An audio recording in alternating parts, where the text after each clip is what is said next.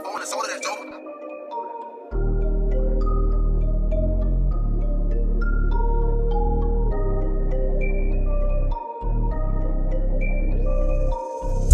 Baby on the neck getting foolish. Live on the set with the gang and Mike Cooley. I'm just coolin'. Coolin' with the gang. Coolin' with the gang. Cooley in the gang. Baby on the neck getting foolish. Live on the set with the gang and Mike Cooley. I'm just coolin'. Coolin' with the gang. Coolin' with the gang. Cooley in the gang. Nothing better than a professor. Watch him cook up coolin'. Big G, can't forget my nigga Mike Cooley. Keep it hot like a pot of carrot. Sweet as Mayberry. Question is she single? Is she single? We'll find out when I call and I be geeking off G. Laughing till I'm nauseous. Caution, they going all in. Leaving no stones unturned, no topic untouched. They love the cuss and they fuck shit up. Brother Ike, keep my money right. Make sure you keep that money right. Make sure you keep that money right. Glam Sham, keep the jewelry tight. Make sure you keep it. We on weekly. Make sure you peep it. Matt King, state of mind, the best kept secret. Ain't nothing to it but to do it. So do it. Introduce it. The gang and Mike Coolin'. We be on the neck getting foolish. Live on the set with the gang and Mike Cooley. I'm just coolin'. Coolin' with the gang. Coolin' with the gang. Cooley in the gang. We be on the neck getting foolish. Live on the set with the gang and Mike Cooley. I'm just coolin'. Coolin' with the gang. Coolin' with the gang. Cooley in the gang. You are tuned in to the Cooley and the Gang Show on Blockworks Radio.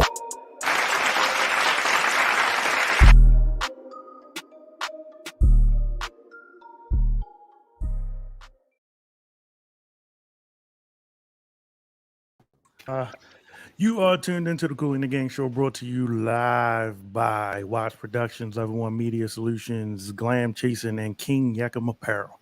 I said that right, didn't I, bro? Mm-hmm. Say it again, Cooley. Yakum. Yes, I am. Sounded like he was karate chopping or something when you know. Say it one more time. Just one more time. No, I'm not doing it again. I ain't doing it again. Damn, microphone about to fall off. Fucking with y'all. Okay, how y'all doing? Everybody, how y'all doing? Everybody good? Shout out to everybody that's tuned in for the early show. I like when everybody gets here early and on time. NJ Rich, what's going on, brother? I like that. I mean, they in the room early on Instagram Live. I see Herb. I see Songbird. What's up, Herb? I see Rebecca. How y'all doing? Everybody early. Like, I mean, I can tell the holidays coming and you colors is feeling good, boy.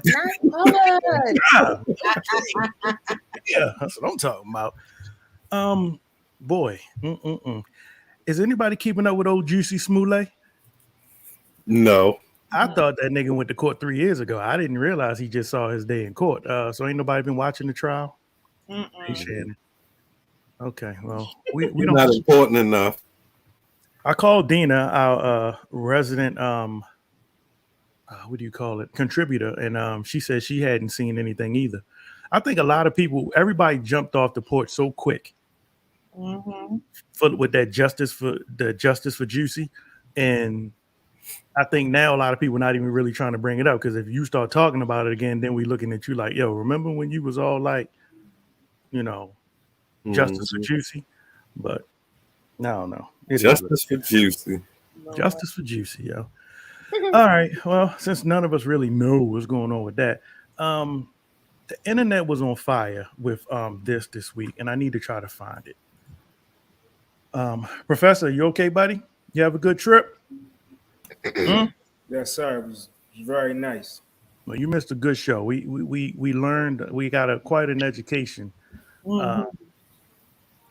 from King Randall. If you all missed last week's show, I really advise you to go check it out. King Randall, he is the founder of the X School for Preparatory School for Boys.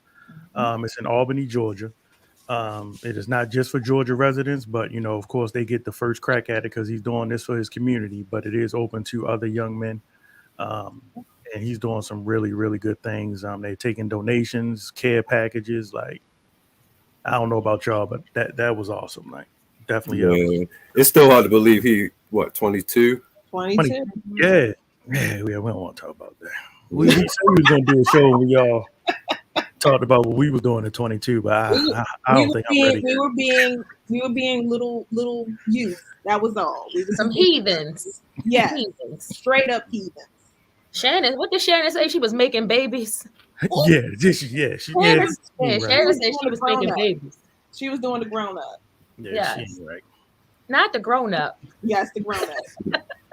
I want to get grown up, huh?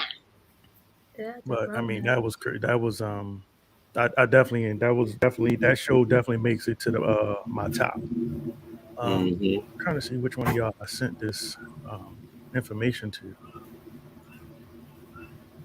I think it was I thought I sent it to the professor, and I asked Shannon to send it to me.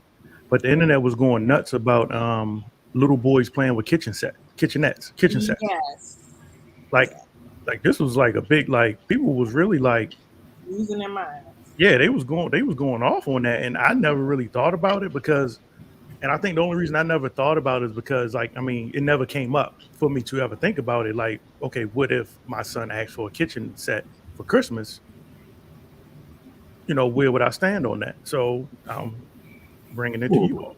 Shit. Professor, did I send I that? don't know how I feel about that. If he start asking for kitchen sets at a young age, I'm gonna just take him in the kitchen, boy. I mean, do it for real. Yeah. So I don't know if you sent it to me or not, but I know what you're talking about. So I actually just asked somebody this morning about it because I've been seeing a lot of it's been a big buzz about little boys playing with kitchen sets or asking for it. I don't know what actually started it, but I understand the point that a lot of females that I've seen posted are trying to make. They're saying why is it gender specific? A kitchen set could be for a young boy that's trying to become a cook. You know, so I understand the argument they're trying to make. It's just that throughout tradition, I mean, I guess we made our own tradition with this. It's not something that is in stone. It's always been girls that played with kitchen sets. But you have some really great men chefs out there too, though.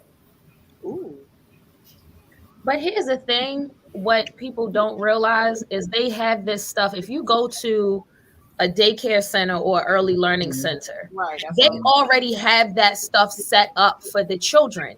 And it is not gender specific. It is not excluded where it's only little girls that are going over to it. I have kids. I've watched them grow up. Other people have had children. If you've had your kids in an early learning center, you've seen all of those toys and things are accessible and available. And I have seen boys playing on them. And I don't see it being an issue only because people are making it an issue. Because my father raised me and my father cooked everything. Even when my parents were married, my father did majority of the cooking in the house. So it wasn't a female role that I even grew up seeing. So I don't think it's about the cooking itself, but like you said, if you look back at it, little girls usually play with those type of things. Like I've never even I never even thought about a little boy playing with it. But I mean, if it was my son and he showed an interest in cooking like that, even at that age that little boy is, start him off early. Let him go in the real kitchen. You know, because now they got little shit like junior chefs and competitions and shit like that. Yes. So Junior Master Chef with Gordon Ramsay. But like we're looking at this image right here. To me, that's not gender specific. That's to me looking like a standard type of kitchen. Right. There's some that's like pink, purple, and those type of things that I feel like could be leaning towards a feminine side. Right. But they do have ones that's like this one up here. And I will be honest, when you first mentioned kitchen set to me, I see what you just said, like the pink, the little plastic pink. That's what you automatically want to go to in your mind. Yes. When I saw this, I'm like, oh damn, they come in like neutral. Like I didn't know. Like so that was my ignorance to the whole thing. Like because that's the first thing I thought was like, damn, well, all the kitchen sets I seen, like they all frilly or whatever. But then I saw this young man and I saw this, I'm like, Oh, that doesn't bother. Yeah, Like, they have that's a some nice that, promo right they there. have some that kind of mock IKEA style for the Right. Oh, kids. damn. That where it's like you can even go to IKEA and set it up where you have a whole kitchen set type of thing for the kid in the house. And it's not like pink, purple. It's unisex. It's general. And then if you sitting up here, if I can understand it, if it's like, all right, you forcing it on your kid and they don't want it. But if they have an interest, I lean towards even with what Max said. Why not just take the kid in the kitchen and show them how to cook? Right. and that's I didn't realize this post had a couple different slides on it. And a couple of them are, Taking the kid in the for real. kitchen. Yeah, he actually in the kitchen. Yeah. Now, Like my I don't want none of his food. He digging in his ass. I don't want that. I don't want none of that. See? Is that a bonnet? Is that a bonnet on? No, he got his chef's hat on. Oh, I was like, Okay. wait a minute. Yeah, he need to wash. He gonna have to wash his hands before he give me that hamburger. I don't Oh, want because none he of that. digging in his butt. I didn't even see that. Oh no, honey. That's the only reason I want my But kids you cooking see for some me. of them I know like they do cooking their in the hands. kitchen, right? Some of those were people actually cooking in the kitchen with their kid, right? Mhm. Right. That's what Mac was saying. So Yeah. I can see it both ways. If my child was to come to me and say something about it, and I can see me saying, all right, well, let's go into the real kitchen. Shoot, you want to cook something? Huh? Come on over here. Let me show you how to Burn something up. Right there you go. Shoot. Plus, we all tired of kids coming up to us with that plastic shit, talking about, taste this. Ain't this good? Oh, that you said the plastic, that imaginary food. Yeah. You don't like that? You don't like that invisible tea? So I don't know Rebecca how many says. tea parties I done had with my daughter, man. So IG Live, Rebecca says most head chefs are men. Herb says, "Damn, that's better than my grown ass kitchen." Shit, the best cooks around are men. Yeah. There's definitely some good male chefs. So I don't understand why it has to be like the only people that's in the kitchen is the female. But and that's somebody said that, and I never really thought about it. They were saying how, of course, we expect women to be, to do cooking and whatever. The men go out and kill a dinner, the woman will cook it. But when you really look in retrospect, most of your top chefs are actually men. So who is really doing most of the cooking? Mm-hmm. Or professionally, because they may get home. That's just like me driving trucks when I did. I drive for a living and I love driving, but on the weekend, Shannon want to go to the store. I don't fucking feel like driving. Like, Right. I'll ride. So I don't know. Mm-hmm. But would you want to be critiqued by a top chef every time you go in there and make a little bit of hot dogs and beans and shit? And he like, what? Well, could have added a little bit more maple syrup. You know what I'm saying? No, if you the chef, I'm gonna need you to be cooking majority of the time. Right. If I'm the chef, then I need to be cooking the majority of the time because I don't feel like being judged. With everything. You should have added in a little bit more paprika. Right. Or picking up, you know how Ramsey pick up the fork and he like, I don't need nobody investigating and examining my damn food or describe the dish. He slams it down. You be like, oh my God. I'm not describing the dish. Why I feel like we're in a competition all the time. Oh boy. So I did want to share this with y'all because I want to know if y'all would do it. Okay. Hell no. Hell no.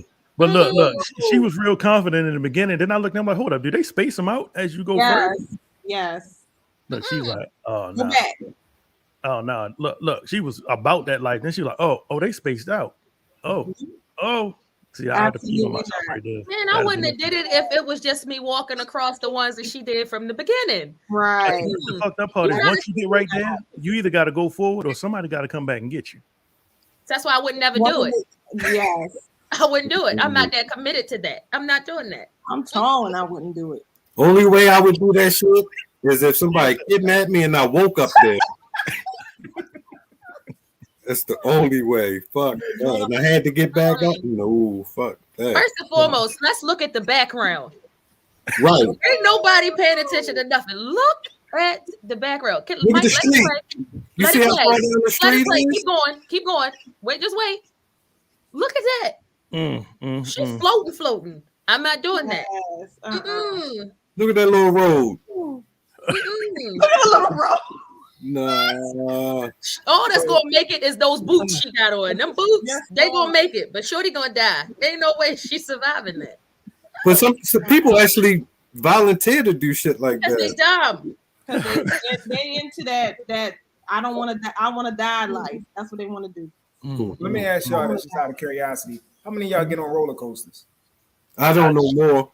I do. I do. Every now and again. I haven't in a while. Right. What they got to do with the price of eggs or the tea in China? I ain't listening to the professor. Because it's still the same thing. It's No, still that ain't no roller coaster. No. That- That's something totally different. That's like that's like I'm on 10 and then I'm down again. It's constantly like this. I'm not walking across something to be bungee corded and then all I got left is my boots. I don't want to do that. So when I sent that to somebody, what I said to them was, Send it to me. okay. I said I would do it if it was like a group thing and we was all going to do it. And I don't know, whatever, something like that. I'd definitely be scared of shit. I ain't gonna act like I wouldn't be scared. And as I was looking at it, I was saying to myself, well, if she jumped and missed a step, where the fuck, how the string hold up against the steps? Because she got to fall through the steps. And then she got to fly back and probably hit the wall or something. Exactly. So, you No, remember if she fall through that step on that bungee cord, what the bungee do? You go down and pop back up. So either and she she gonna gonna come, smack that thing right in. come right back through that hole perfectly. Or she just gonna No, keep she gonna falling press that back out motherfucker. Right. She gonna smack the shit out of her. I need some fail-safe questions. And what's the weight requirement? Because that's Right. always my question. Because I don't want no oops. So, Professor, I got a question for you. You literally just said what our parents would say to us back in the day. You gonna do what you see your friends doing. You gonna do it too. So if your friends jump off a building, you gonna do it too. Because you just said I would you do would it. do it with your friends. I would do it. Like if everybody was like, look, next year we going hard. We gonna all go skydiving. Like motherfucker, I'm doing it. I'm glad I ain't your close friend. We gonna all go. I don't invite me to that. We're gonna all go snorkeling with great whites. I'm scared to death of sharks. I'm doing it. Let's go. Are you retarded? Yeah. But they see that's the crazy part because I send you stuff with animals and be like, yo, so you don't fuck with animals, but you'll walk across the damn thing with the goddamn bungee on your back, yo. Yeah. You don't fuck with animals. You got a dog. At all. You know why? Because At all. But he has a dog. He ain't gonna do nothing with feet. He ain't gonna ride no elephant. He ain't gonna feed. He ain't gonna do nothing with nothing like that because of the probabilities. But he talking about he gonna take us all across the train tracks on the bungee cord. And he gonna swim with some great whites. It ain't no telling how much further apart they get because she stopped right there. Right. Like you gotta jump. Take a leap of faith. Ain't no leap of faith. She ain't gonna make it. They go down is dead. Now my faith will be right back going back over. Look, I'm gonna go ahead, right, Lene. I'm gonna pick my faith up right when I walk my head's right on back. I'm gonna pick my faith right back up. I don't know. Well, God helps those who help themselves. I wasn't helping myself. I'll be getting on there. Faith gonna be the only bitch walking across that. Amen. Amen. Things that are unseen and I can't foresee myself. Yes, I got a kid. I can't. So I take it y'all not gonna go when I go. No. I'll watch you. I go. No, because you gotta get up the mountain to watch them. No, exactly. I want somebody better give me some footage because I'm not even going up there. No. Just make sure you give me your contact. Because y'all saw where the road was. Yeah. Nowhere. Yeah, look, how you getting up that mountain to get to that edge? That mean I gotta climb somewhere. And then what if she falls through and a bus goes, ooh. Told you, only thing that's gonna make it is them boots. That's it. Well, in other news, so I'm sorry, y'all. So Kid Cudi made the internet again this week. Again? Yeah. So I guess this was for what was it? Well, no, this was a recent awards ceremony that he went to, and that's the designer who I guess he's marrying or something like that. Yeah, I don't really have much for that. I kind of want to keep it. Something else for that. I can't. Yeah, about to say, leave that alone. Yeah, that's a conversation we can't have, or our stuff will get deleted. And we gotta throw up that disclaimer. Yeah. So this is a little freaky. Scientists claim that the first living robots can now reproduce. What? Okay, so everyone wants the Terminator. We want the Terminator, so we got to run and we got to find Sarah Connor to help us. CNN reports that xenobots are made up of stem cells from the African clawed frog. The bots have the ability to move, work in groups, and self-heal. You know what that means, right? That sounds like an Avenger or something. That is the Terminator. That's TX, one of them numbers. Remember, they tried to twist it off, and he just healed. He just. I don't even want to have this conversation either because I feel like this could also lead to us getting kicked off. No, that's great. So that's one of them things like they were talking about before about going about limiting the amount of people that had to go to war. So what they're trying to do is they're trying to make it. They're going to sell it to people as now people don't have to go to war. We can send robots over to go to war. That's how it started. That's how it always was going to start. Right? But I mean, where'd you say Will Smith movie? iRobot. No, And Gemini.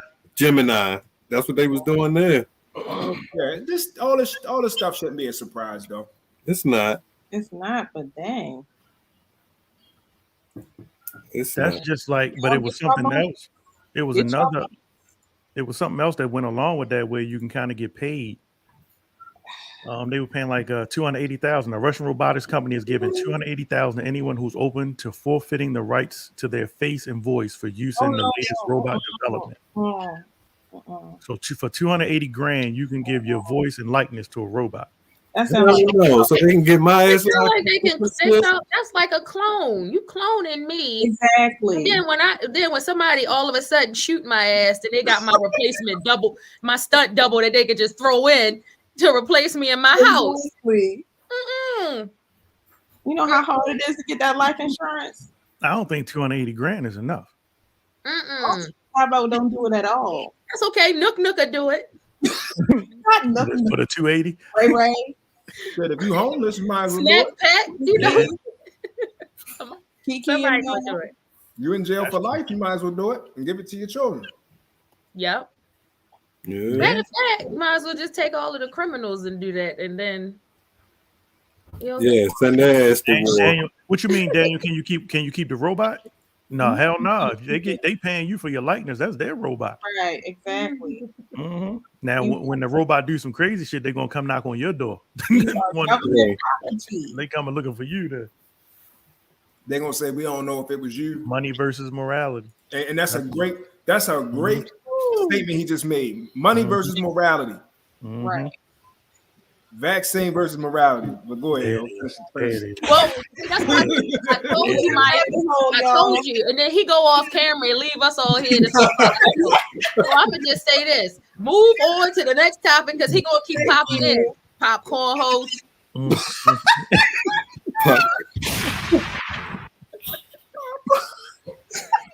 He gonna pop in and pop out with the bullshit and then leave us here. Right. I wasn't there.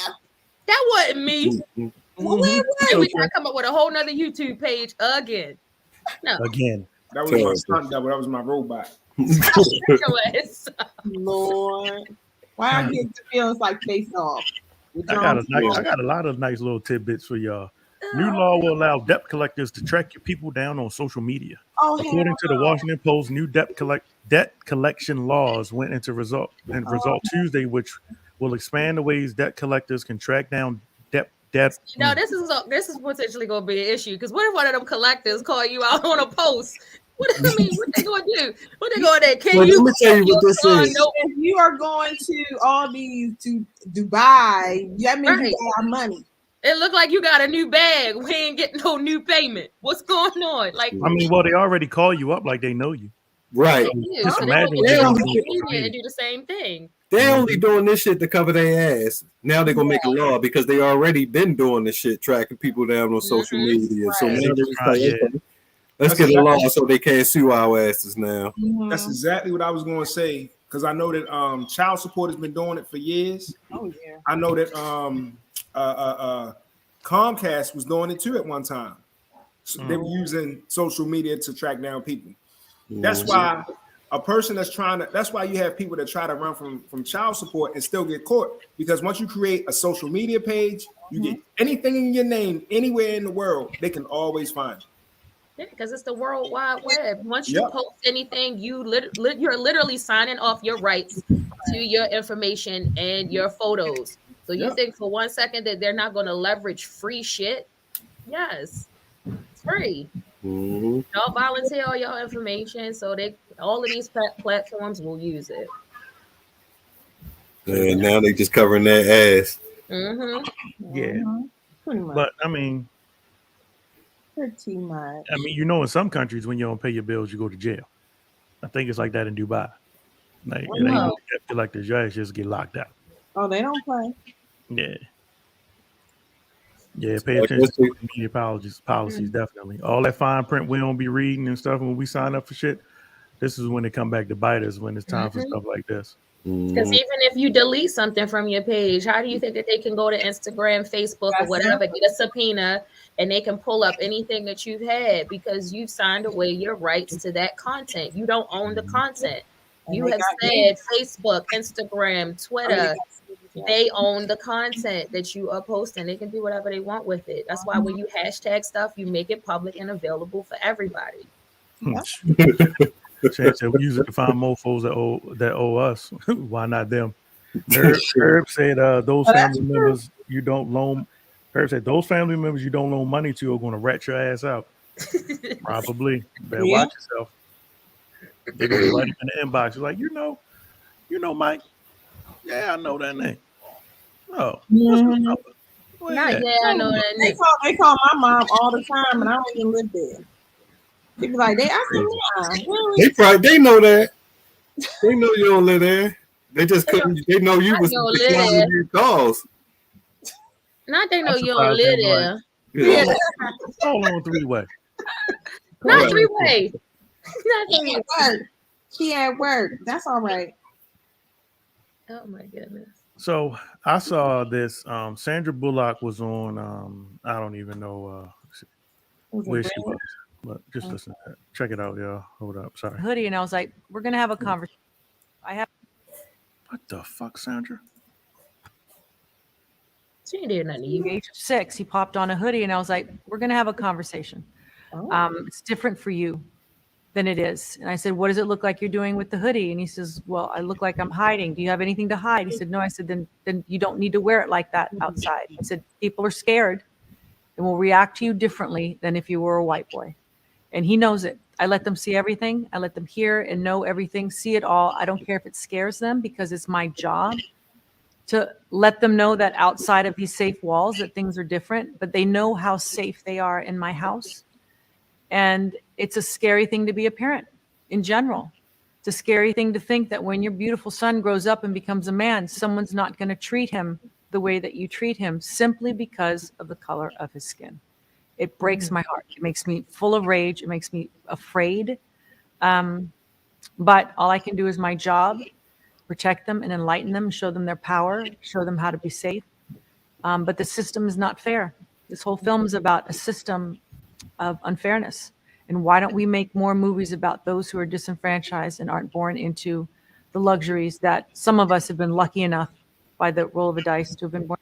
I have a beautiful black. So I saw this video and I was talking to Shannon about it. And because it happened with us, with the whole hoodie thing and, your children and all of that. My argument is, like, I don't like my children wear hoodies, but I don't tell them not to. I wear hoodies. Chase loves hoodies. She wears hoodies every day. I never approach it from the if we go into a restaurant, yes, take your goddamn hoodie off. If you in somebody's house, yes. But if we outside, maybe, walking from store to store, like, I don't look at it like that. I've never been approached because I did in North Carolina one time. But I was inside the mall, and wearing allowed to wear your hood in the mall, and the cop just said, "Hey, man, you got to take your hood off inside the mall." But I don't know. Something just doesn't sit right with me about teaching black children that they can't wear hoodies just because they're black. So I don't think that's what she was what she's getting at. I think what she's getting at, she's pointing out the fact that when you are dressed a certain way, you're doing certain things that you're viewed differently than white kids, and that's the truth. And you have to expose your children to that real possibility. See, one thing that I've noticed about children who don't get exposed, especially the public schools, they miss a very vital part of life. They miss a reality check of life early on. There's certain things that they have to experience because when they become adults, we use the term green. But as far as the law is concerned, they say ignorance of the law is no excuse, and they're going to use that to their advantage every time. I remember when I was a little boy, my grandfather and my grandmother would always say, keep your hands out your pockets when you go in stores. Yep. All the time. Always keep your hands where people can see them. Right. Now, white kids walk around and have their hands in their pockets or pick up things and even put it in their pockets. And their mother say, take it out, and it's not that big of a deal. But you as a black child, when you do that, people are already watching you because they're expecting you to do certain things. So her telling her son that is definitely a reality. Now, see, as people of color, a lot of times we don't want to speak on that reality because it's sad, man. It makes you feel bad. And she made a great point. Raising a child in the world that we live in today is hard. Like, you got to be scared. You have to be saying to yourself, like, man, yo, I love my child and I don't want them to have to live a sheltered life. I want to protect them for the rest of their life, but the reality is you can't. You can't be with them every minute. You're not there at school with them. They got to go to school. They got to get jobs as they get older and go to work, and they got to deal with women and if they, men and things like that, get in relationships. Look at what happened to some of the black men that have dealt with white women. Look at what happened in their life.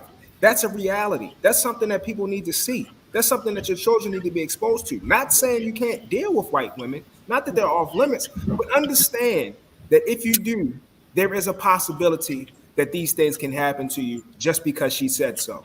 Right. I saw something earlier this week where this guy was explaining the word nigger. Did y'all see that?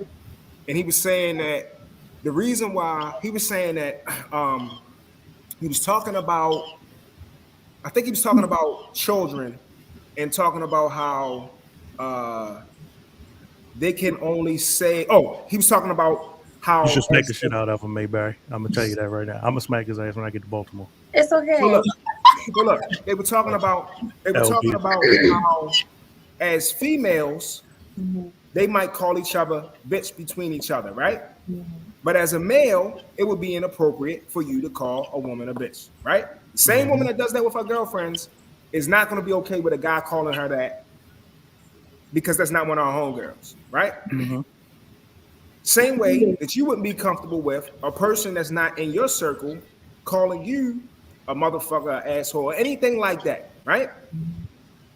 But because white America is used to having everything and them having ownership of everything, they feel like they should be entitled to say and do whatever they want, and everything is theirs.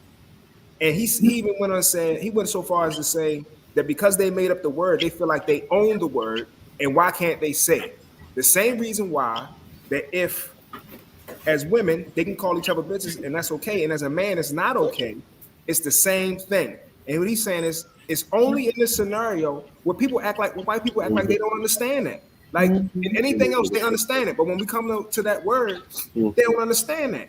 But, but we make it, we kind of make it okay for them. Like, who make it okay?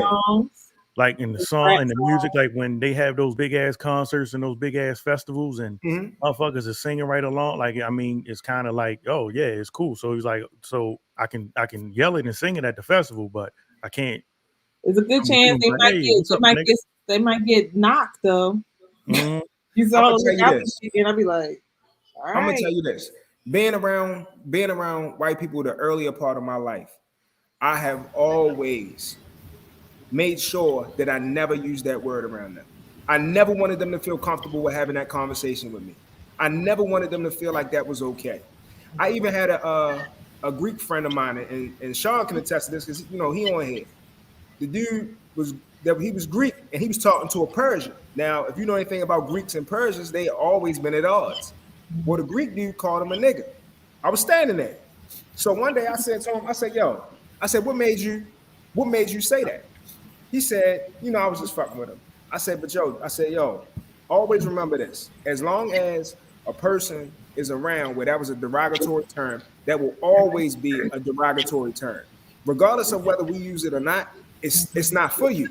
And since then, he has never done it again, or at least in my presence, he's never done it again. But I get what you're saying. When you present that opportunity, they think it's okay, but it's not okay. And all she's saying is, hey, listen, here's the reality.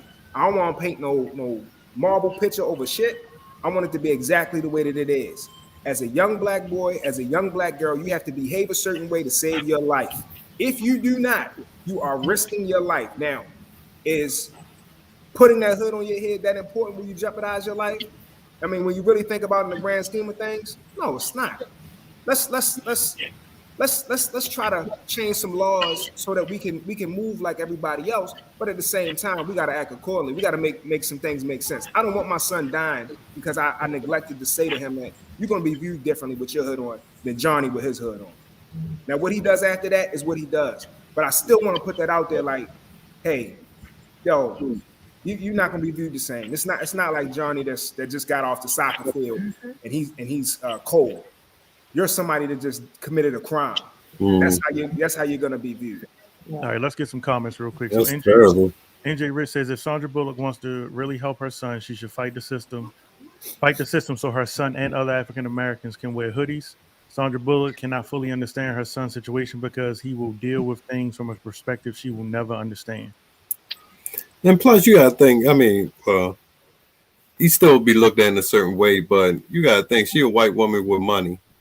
She's gonna make it known, especially when they get older, that that's her son. He's gonna be in public. He's growing up with money. She's gonna shelter him, so he's more than likely probably will never see the full effects of the way a black man get treated, because he's gonna have shelter around him. He's gonna have protection.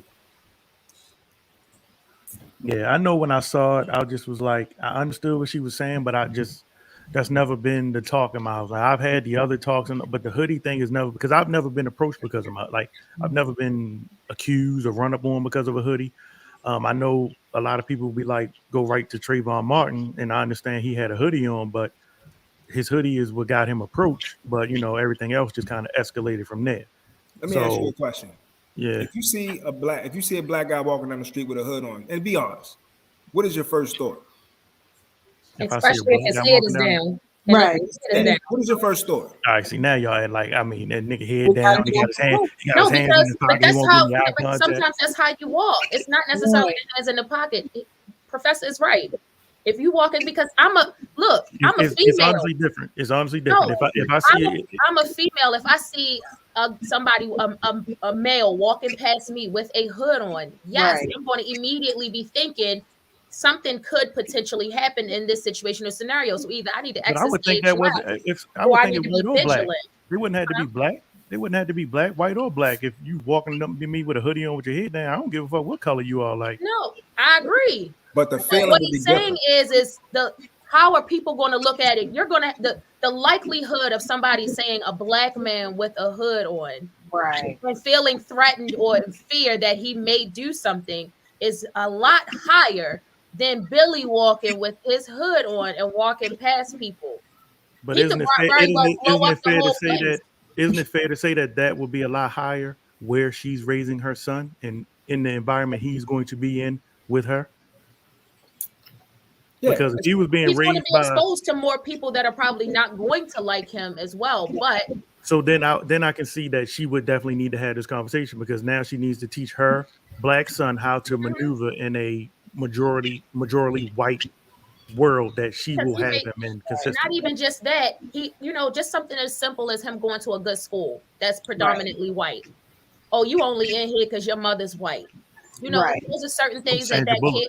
Yeah, like, oh, you got access to this school because your mother's white. Meaning, as if he was just a whole black family, he wouldn't have those opportunities presented. So it's like really, no matter which direction you go, the boy is going to catch it. Yeah, I see what you're saying with that. Yeah. He's going to catch Herb it no matter what. on IG, Herb says they are threatened by us in hoods because they are threats in their hoods.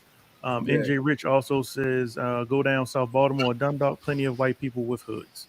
And that's what I was about to say. Ain't it funny they scared of black people with hoods and they the motherfuckers that's been terrorizing blacks with hoods on?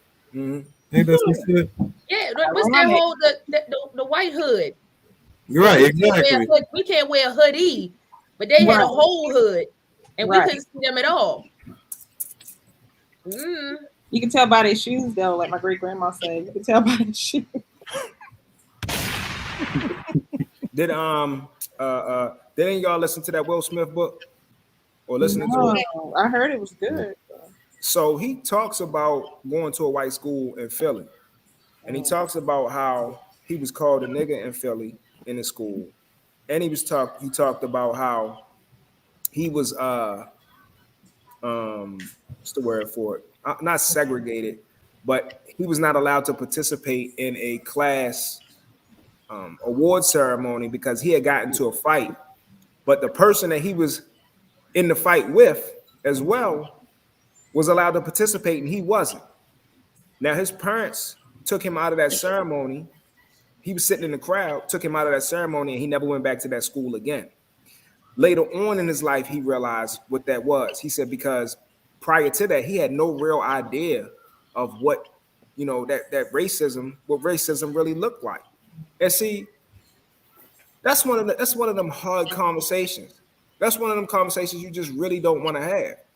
But in this world that we live in, these are conversations that we have to have. That's just like,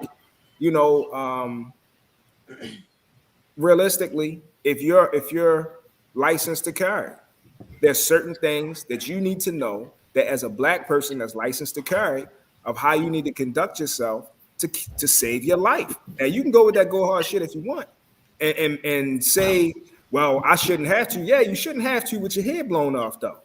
You got to make better decisions. You got to have certain conversations. You got to think these things through because standing your ground and gaining no leverage makes no sense.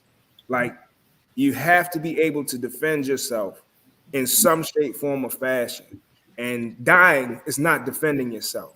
This is not like we talking about the difference of moving forward as a culture versus a person, just an ordinary citizen, just trying to live his life with the rights that he's supposed to have in America. We understand that this is built off of some bullshit. We already know that.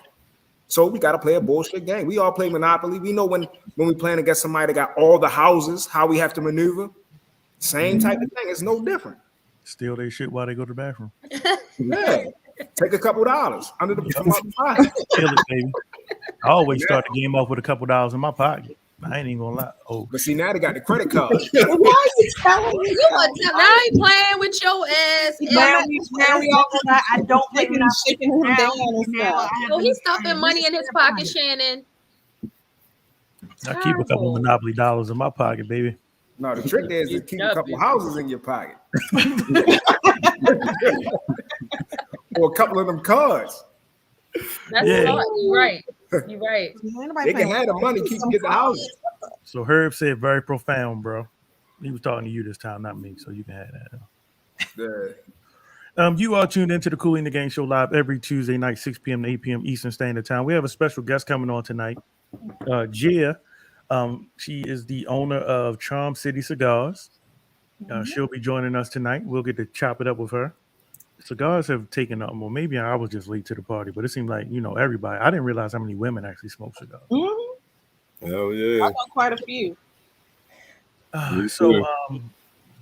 Mac, I know you sent me this. The Tucson police officer fatally shot a man in a wheelchair 9 times from behind. What the hell? Oh my God! What the hell? Really? Oh my God! Hey, what the hell? What in the world? I swear. Run that back again. no. Oh my gosh, no. Oh no, that was. Come on now, really? I don't. Oh my gosh. And has there been any explanation, any reason why? And then watch this. They're gonna cuff his ass. What kind of shit is this? He's dead or halfway dying. The man can't go nowhere. See this? Ooh, child. We have one gunshot victim. Officers Oh my are gosh. Bravo 15 is code 4 for message to move in at this point. Bravo 15. I'll need units here. Code 3. We got a lot of people here. 10-4, stand by just one. Is it okay? Why? Like, okay, can you get background? Yeah, I'm enraged right now. I'm enraged. That was just uncalled for. So all I heard was stop now, and then you let off on dude in the wheelchair. Anyway. Yeah, they act like the motherfucker had a bomb in his chair or something. Like he was gonna blow the whole building up if he went in. Like he turned around to insinuate. Did you see the lady in the corner? She was right there. What? Right. See the lady, the white lady in the corner, and I mean, yeah, she was. She saw the whole thing. She saw she's standing right there. Like if you go back, you'll see her. The gunshots come while she's standing right there. It was in the left corner. I think that might have been his partner. No, right there. You see it right there. Right there. Oh yeah, okay. Sitting at the door. Like she started freaking out when she heard the gunshots. Like watch her hands go up. Yeah. I mean, but they let off rounds. Nice. They couldn't shoot out the tire on his wheelchair.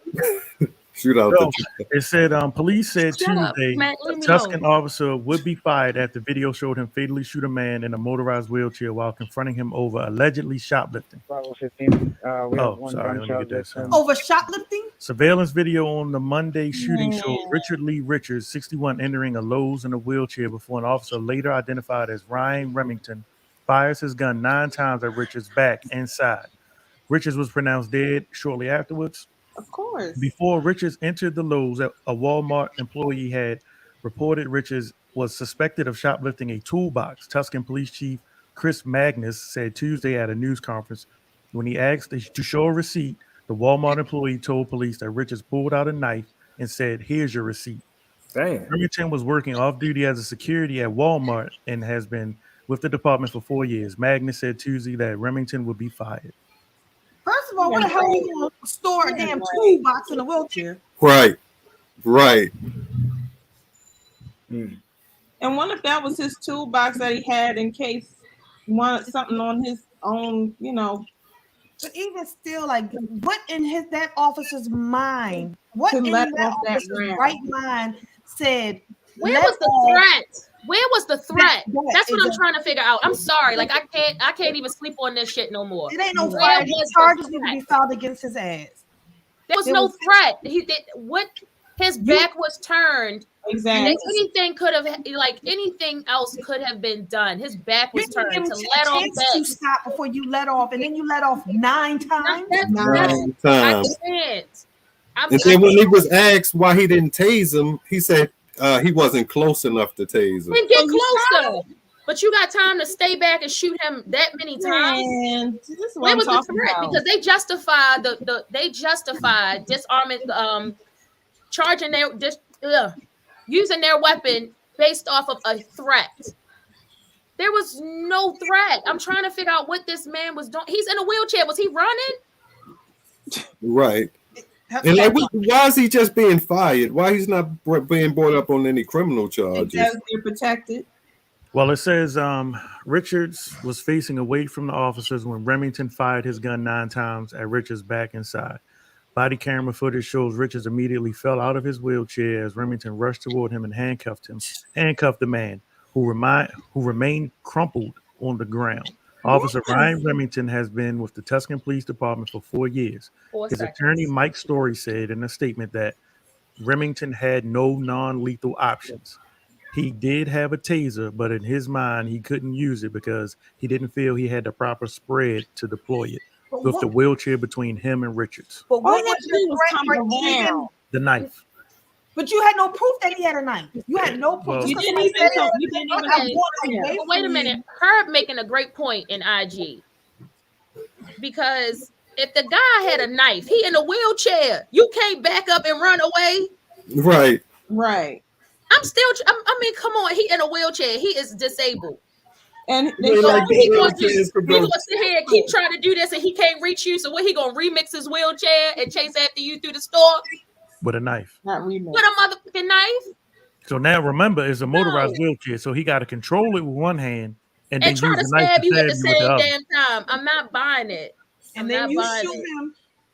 However many times it hit, and then you have the nerve to handcuff him and handcuffed him the way you did. And rough him up like that. Like that man fell on his head, though. If anybody really watched, he went down head first. Yes, he did. Now this might sound like some movie. This might sound like some movie shit, but you know he could have just shot the battery on the goddamn wheelchair. Right? Maybe Oh yeah, the tires is little. He got to be a bad motherfucker. He should have shot down at the bottom or something. But he just sit there and shoot at that man but like he that. was shooting. They were shooting to kill. You don't they let off were. 9 rounds. Let me see something. Man, he could have kicked his ass over. He could have ran up on the wheelchair. And knocked him out of the wheelchair. Close enough that the other officer probably could have tased him.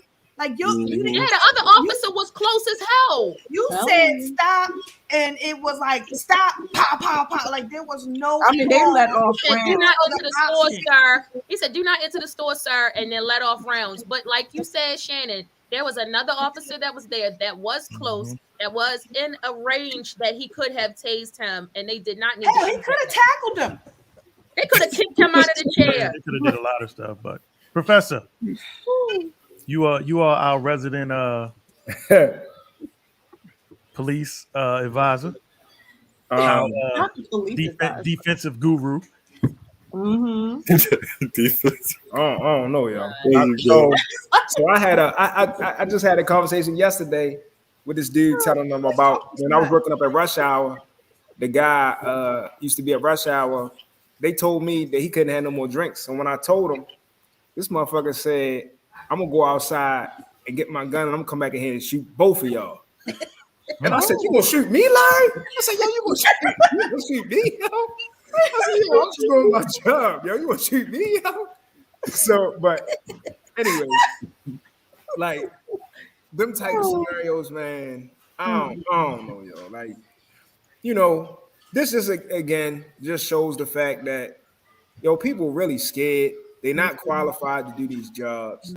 They their mental state is not in the right place. They're not interested in actually doing real apprehending or intervention.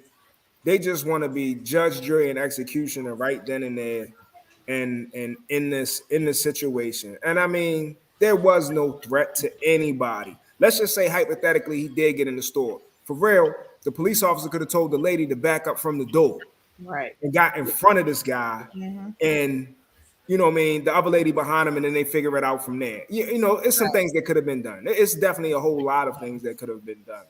But pulling your gun out and shooting the man and all that shit like that's ridiculous. Like, we've seen this. We've seen this way too many times. We understand the mentality. Well, you start to gain an understanding of the mentality. These people are just scared, yo. They have no clue. They have no clue why they're doing what they're doing. Like I said, they need a psychological examination for real.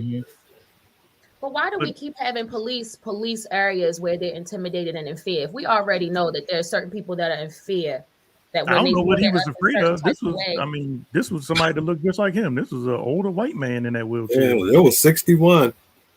But maybe the fact that he was had 61. He was 61. Yeah. Again, I just have to really just keep saying, and Professor said it as well. Like, where was the threat? I just can't. Where was the threat? And all my African American brothers and sisters, don't feel bad, because they even bring up white people's past when they involved in police shootings. Because we're looking at something over here now, and it's talking about how the victim was sentenced to 10 years in 2007 for attempted murder. What does that have to do with him? But that's what I'm saying. Like, so it's not like, when it comes to the police and protecting their own, they'll pull out everything. Some people's not a black or white. It's just it's about the blue and getting them off. If you shove the kid in elementary school, they go find that and they go talk about that too. Right, but I'm quite sure the officer that shot him did not know that information before he shot him. No, but they have to just cause for reasons why he thought he was a threat. Mm-hmm. You didn't know that ahead of You time. didn't know none of that. Yep. That's just a That just made me mad. Well, we'll see how it develops. What develops? What did Ike say? What is it? Wow, he shot him 8 times, then paused, then popped again. Yeah, that last shot did come after the rest of it. Yeah, it was a hesitation. Yeah, that was unneeded. Well, let me dig a little deeper. What about you? Asked me to send you a text message of something. Can't remember what it was. If it's in a text, then I would need it on my Instagram. Tell me to text stuff to you. He said your previous infractions should not be a part of your current situation. That's what NJ Rich says. I agree. Oh, but you know what we're in. You know what place we're in. So I know everybody saw this. I'm sorry, it was already up. Man allegedly distributed over 600 fake COVID-19 vaccine cards. Faces federal charges. Damn, who snitched on you? And he's from Owens Mills, Maryland. Lord, our cousin. 23-year-old Amar Shabazz of Owens Mills, Maryland, is now facing federal charges after allegedly selling hundreds of fake vaccine cards through the mail. Reportedly, Shabazz purchased more than 600 fake COVID-19 vaccination cards through a foreign online marketplace and had the cards illegally shipped into the United States. So they were going for $75 a pop. What? Oh, he dumb. He could have made out on that. He could have charged much more than that. He could at least charge 200. And then one of y'all dumb mother mofos and blew up his spot because it didn't work when y'all went to try to use it at work. And they was like, "This shit ain't real," so you got mad. And No. Herb I just looked at Herb. Herb said he snitched on himself, so I went and looked at the second paragraph, and it says he allegedly posted a video of multiple fake vaccination cards on 2 of his social media accounts.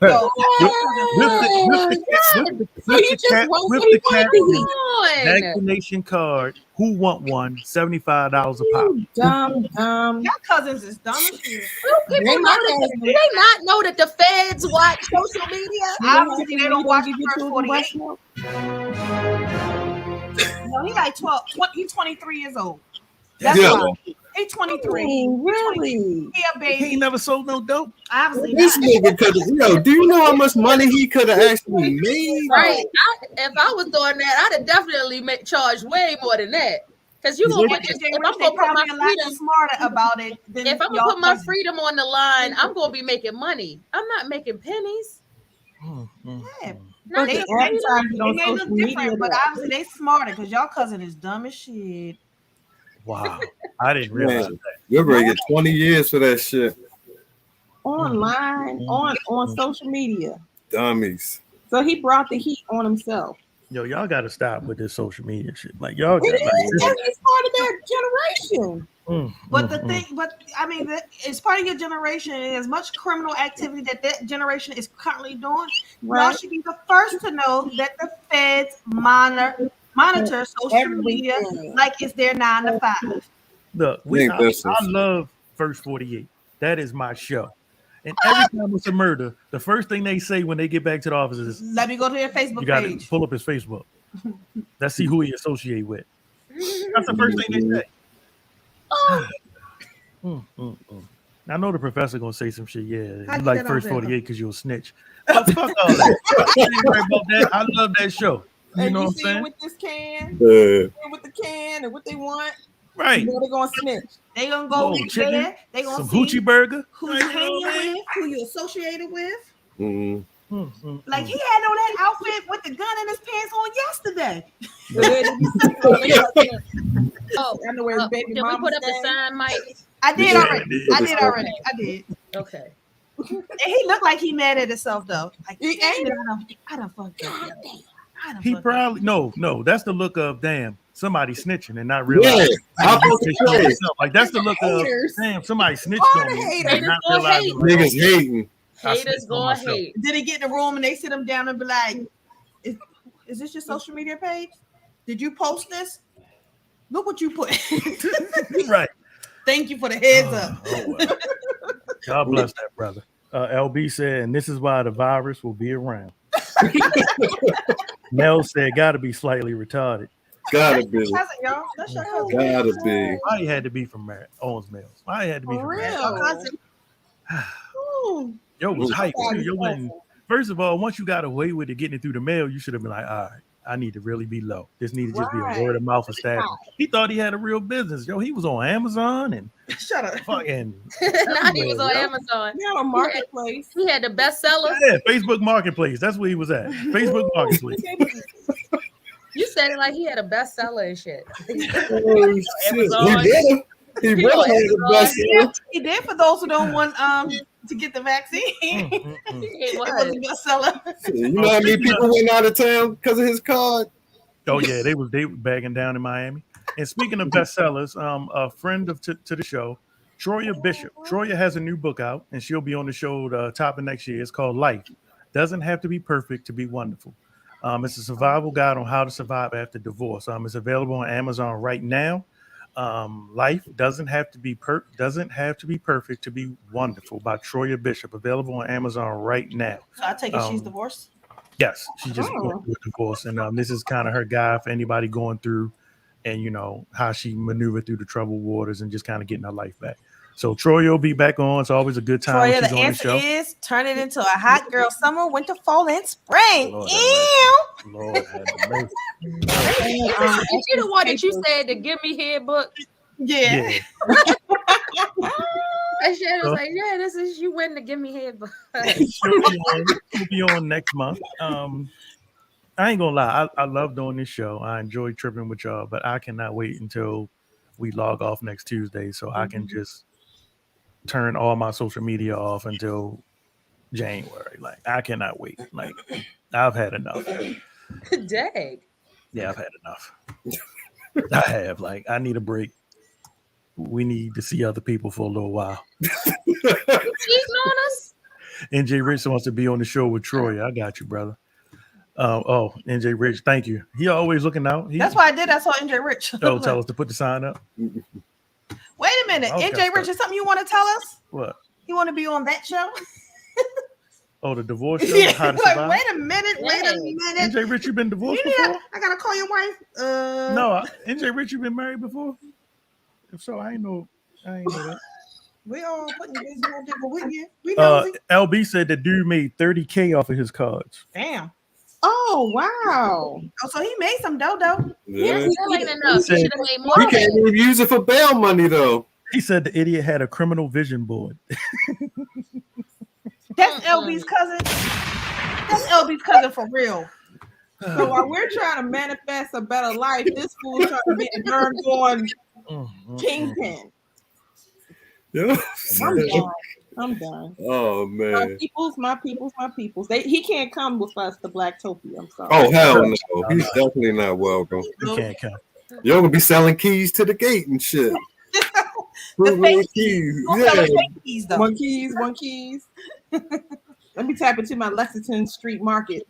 One keys. All right, before our guest comes. Oh no, this is damn Dina. You sent me a 4-minute long video. I can't play all that.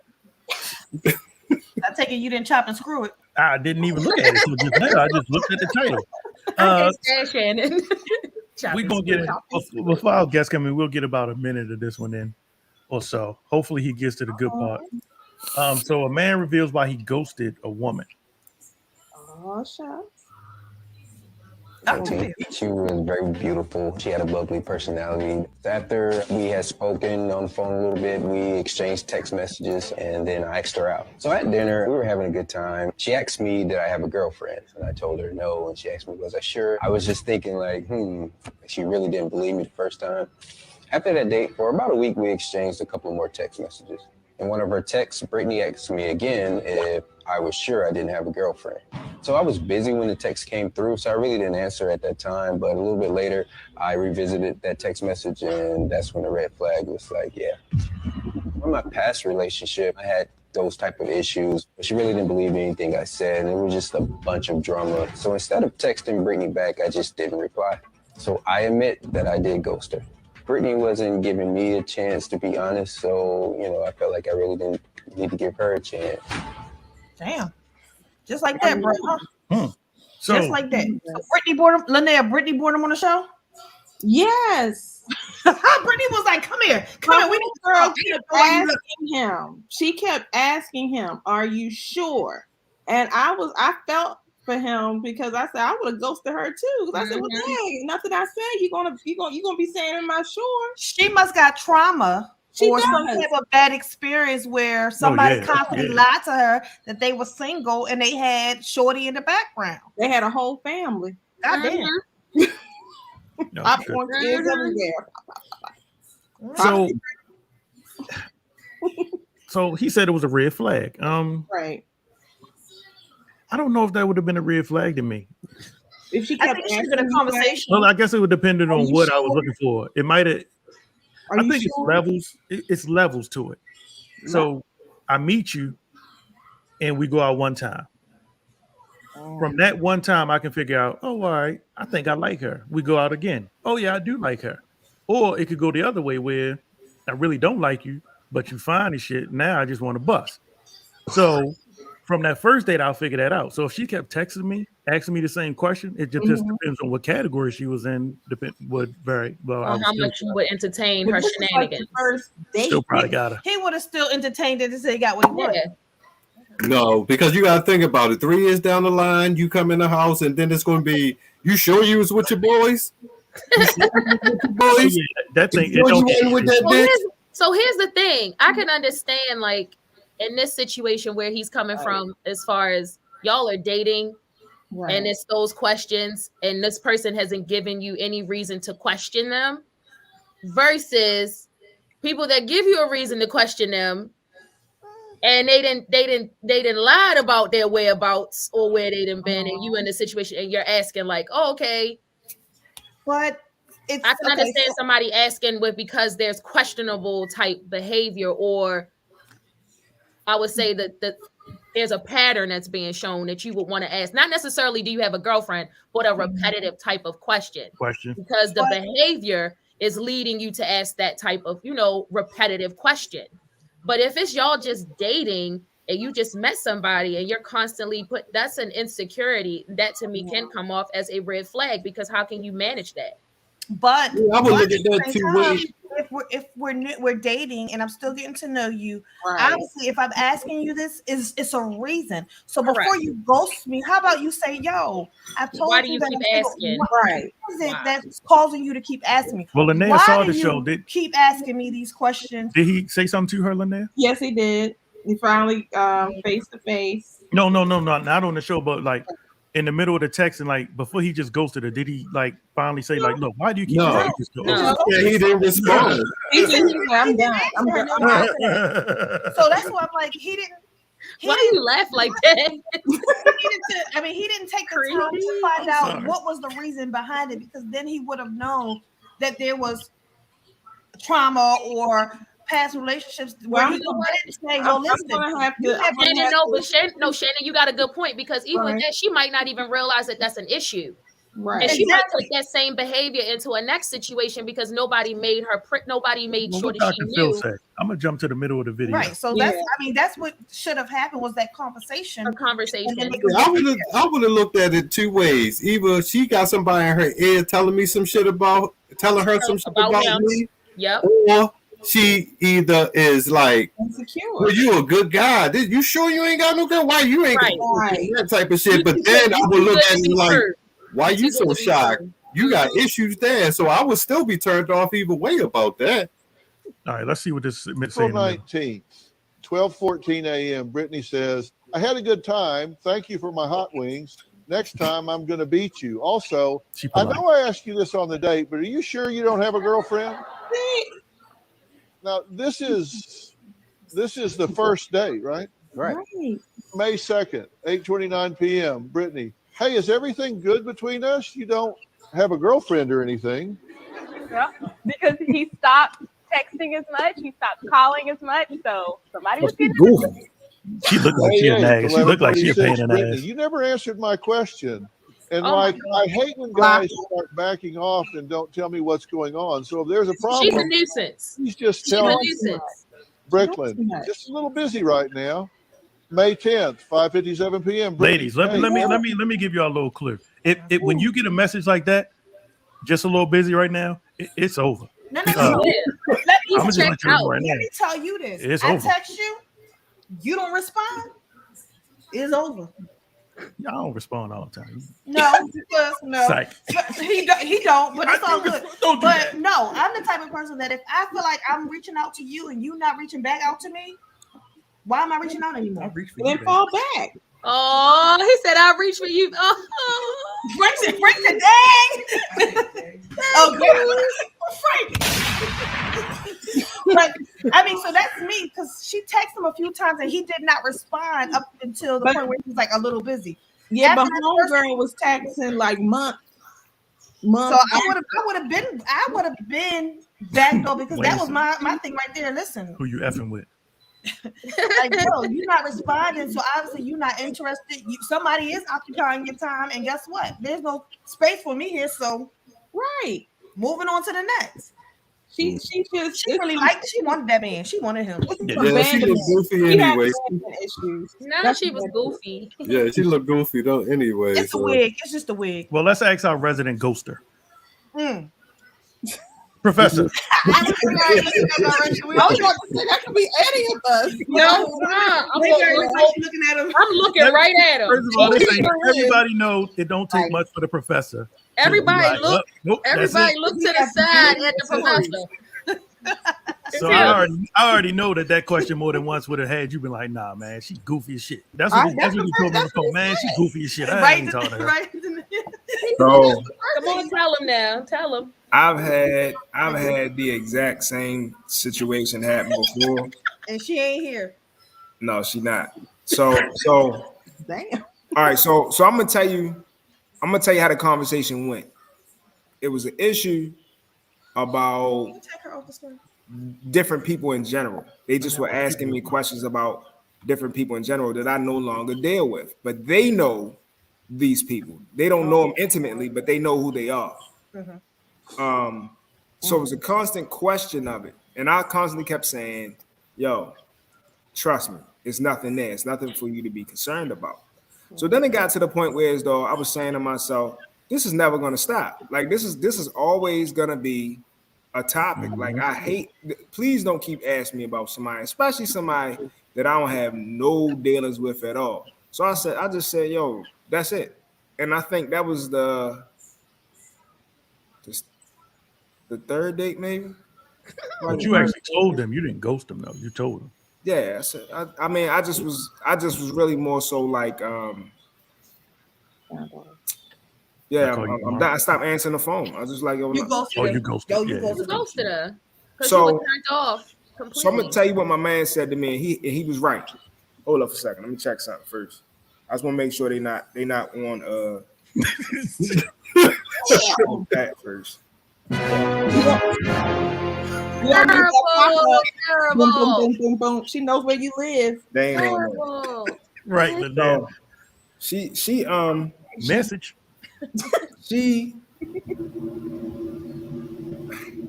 What happened with her?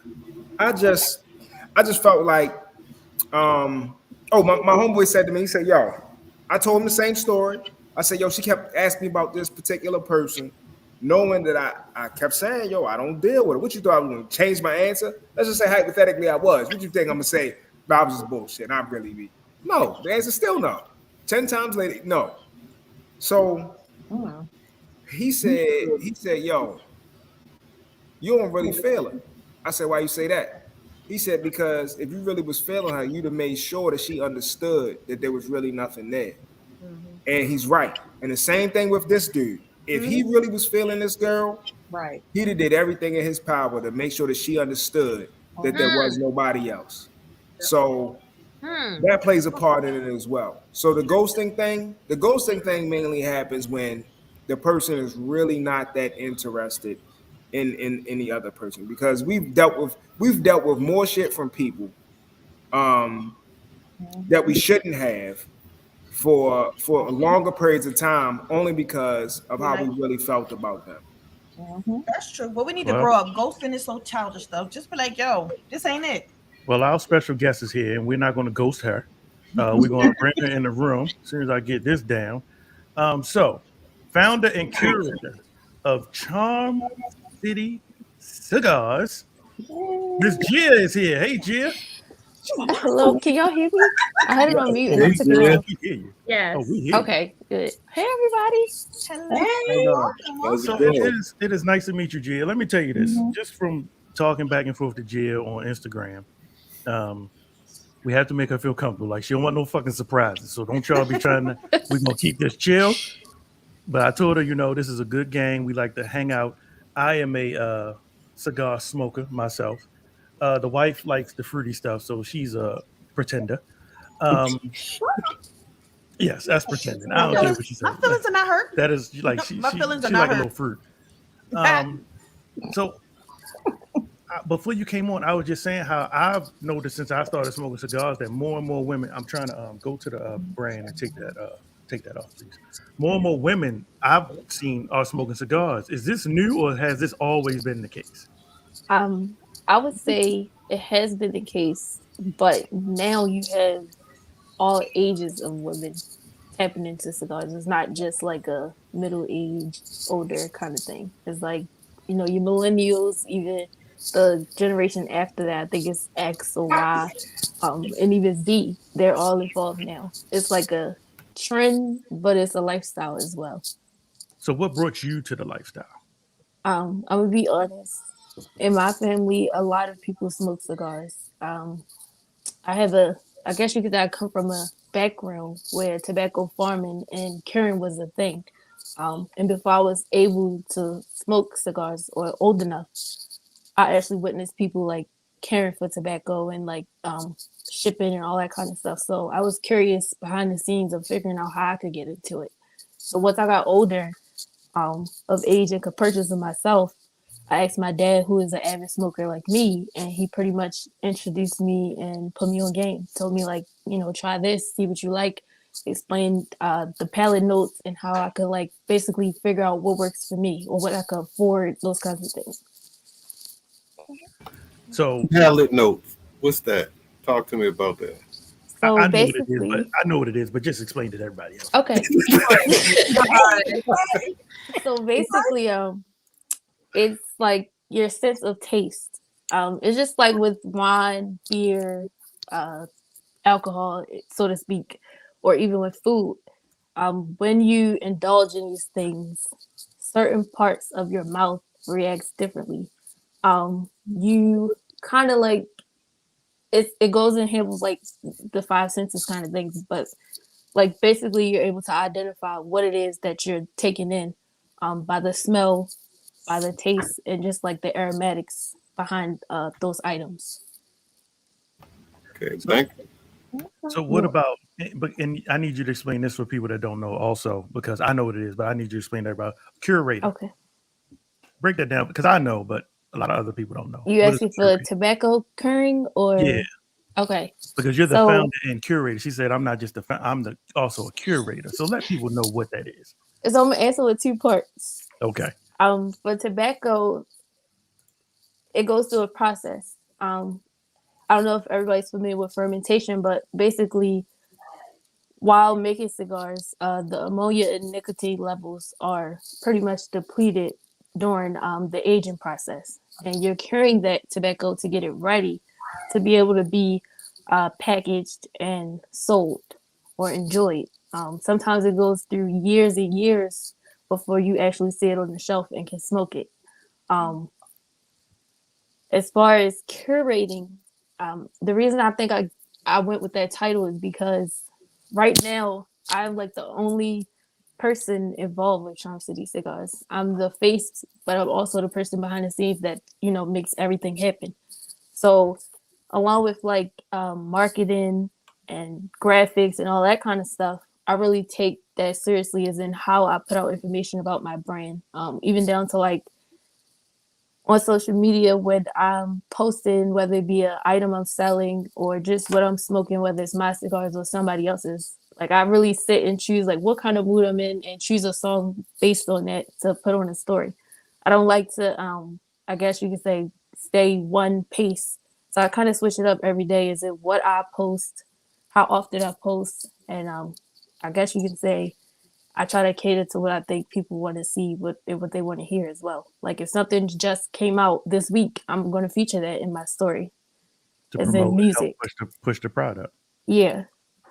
So we have a question for you already in the room. So NJ Rich says, can you break down the difference between cigarettes and cigars from a health perspective?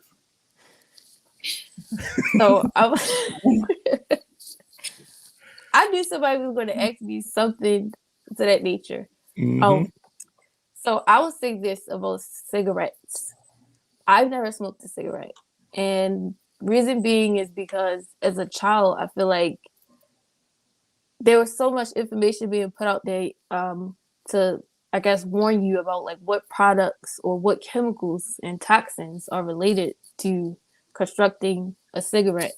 And it was pretty much a turnoff for me. Once I got like old enough to smoke, I knew that wasn't going to be the choice for me. But in cigarettes, there is tons of ammonia levels, which for some people, you know, they just want to smoke. They don't care about things like that. But for me, when I looked at all of the tobacco products, I realized that cigars was like the less harsh for my body and for, you know, me to intake levels of smoke. Mm-hmm. That's not to say that other forms of tobacco or even other herbs that people indulge in are harmless. But for me, cigars was that choice because I realized that not only was I able to buy certain cigars that may be machine made where those have chemicals, but I could get access to hand rolls where those, as I explained earlier, it's a little less harsh because of the ammonia and the nicotine levels being erased during aging. So once I started rolling cigars myself, of course I was able to taste the difference, even in like things that kind of were like my favorite that I started researching that I bought at tobacco retailers and seeing like why I like it so much, but it was because of what was used to make them. So with my products, I chose to keep it kind of organic in a sense and not add too many things to them and just stick to the leaf for health purposes. So I'm on the website right now, and first of all, Gia does not just sell cigars.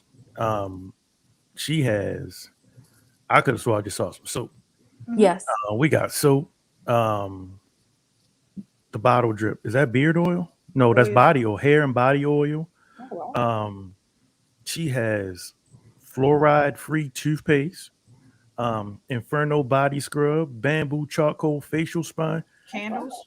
I'm thinking it was just cigars, but a little bit of everything. Yeah, Everything. that's how we do around here. Everything. We don't just handle people that are one dimensional. Like we like our guests to be multi-talented and dimensional.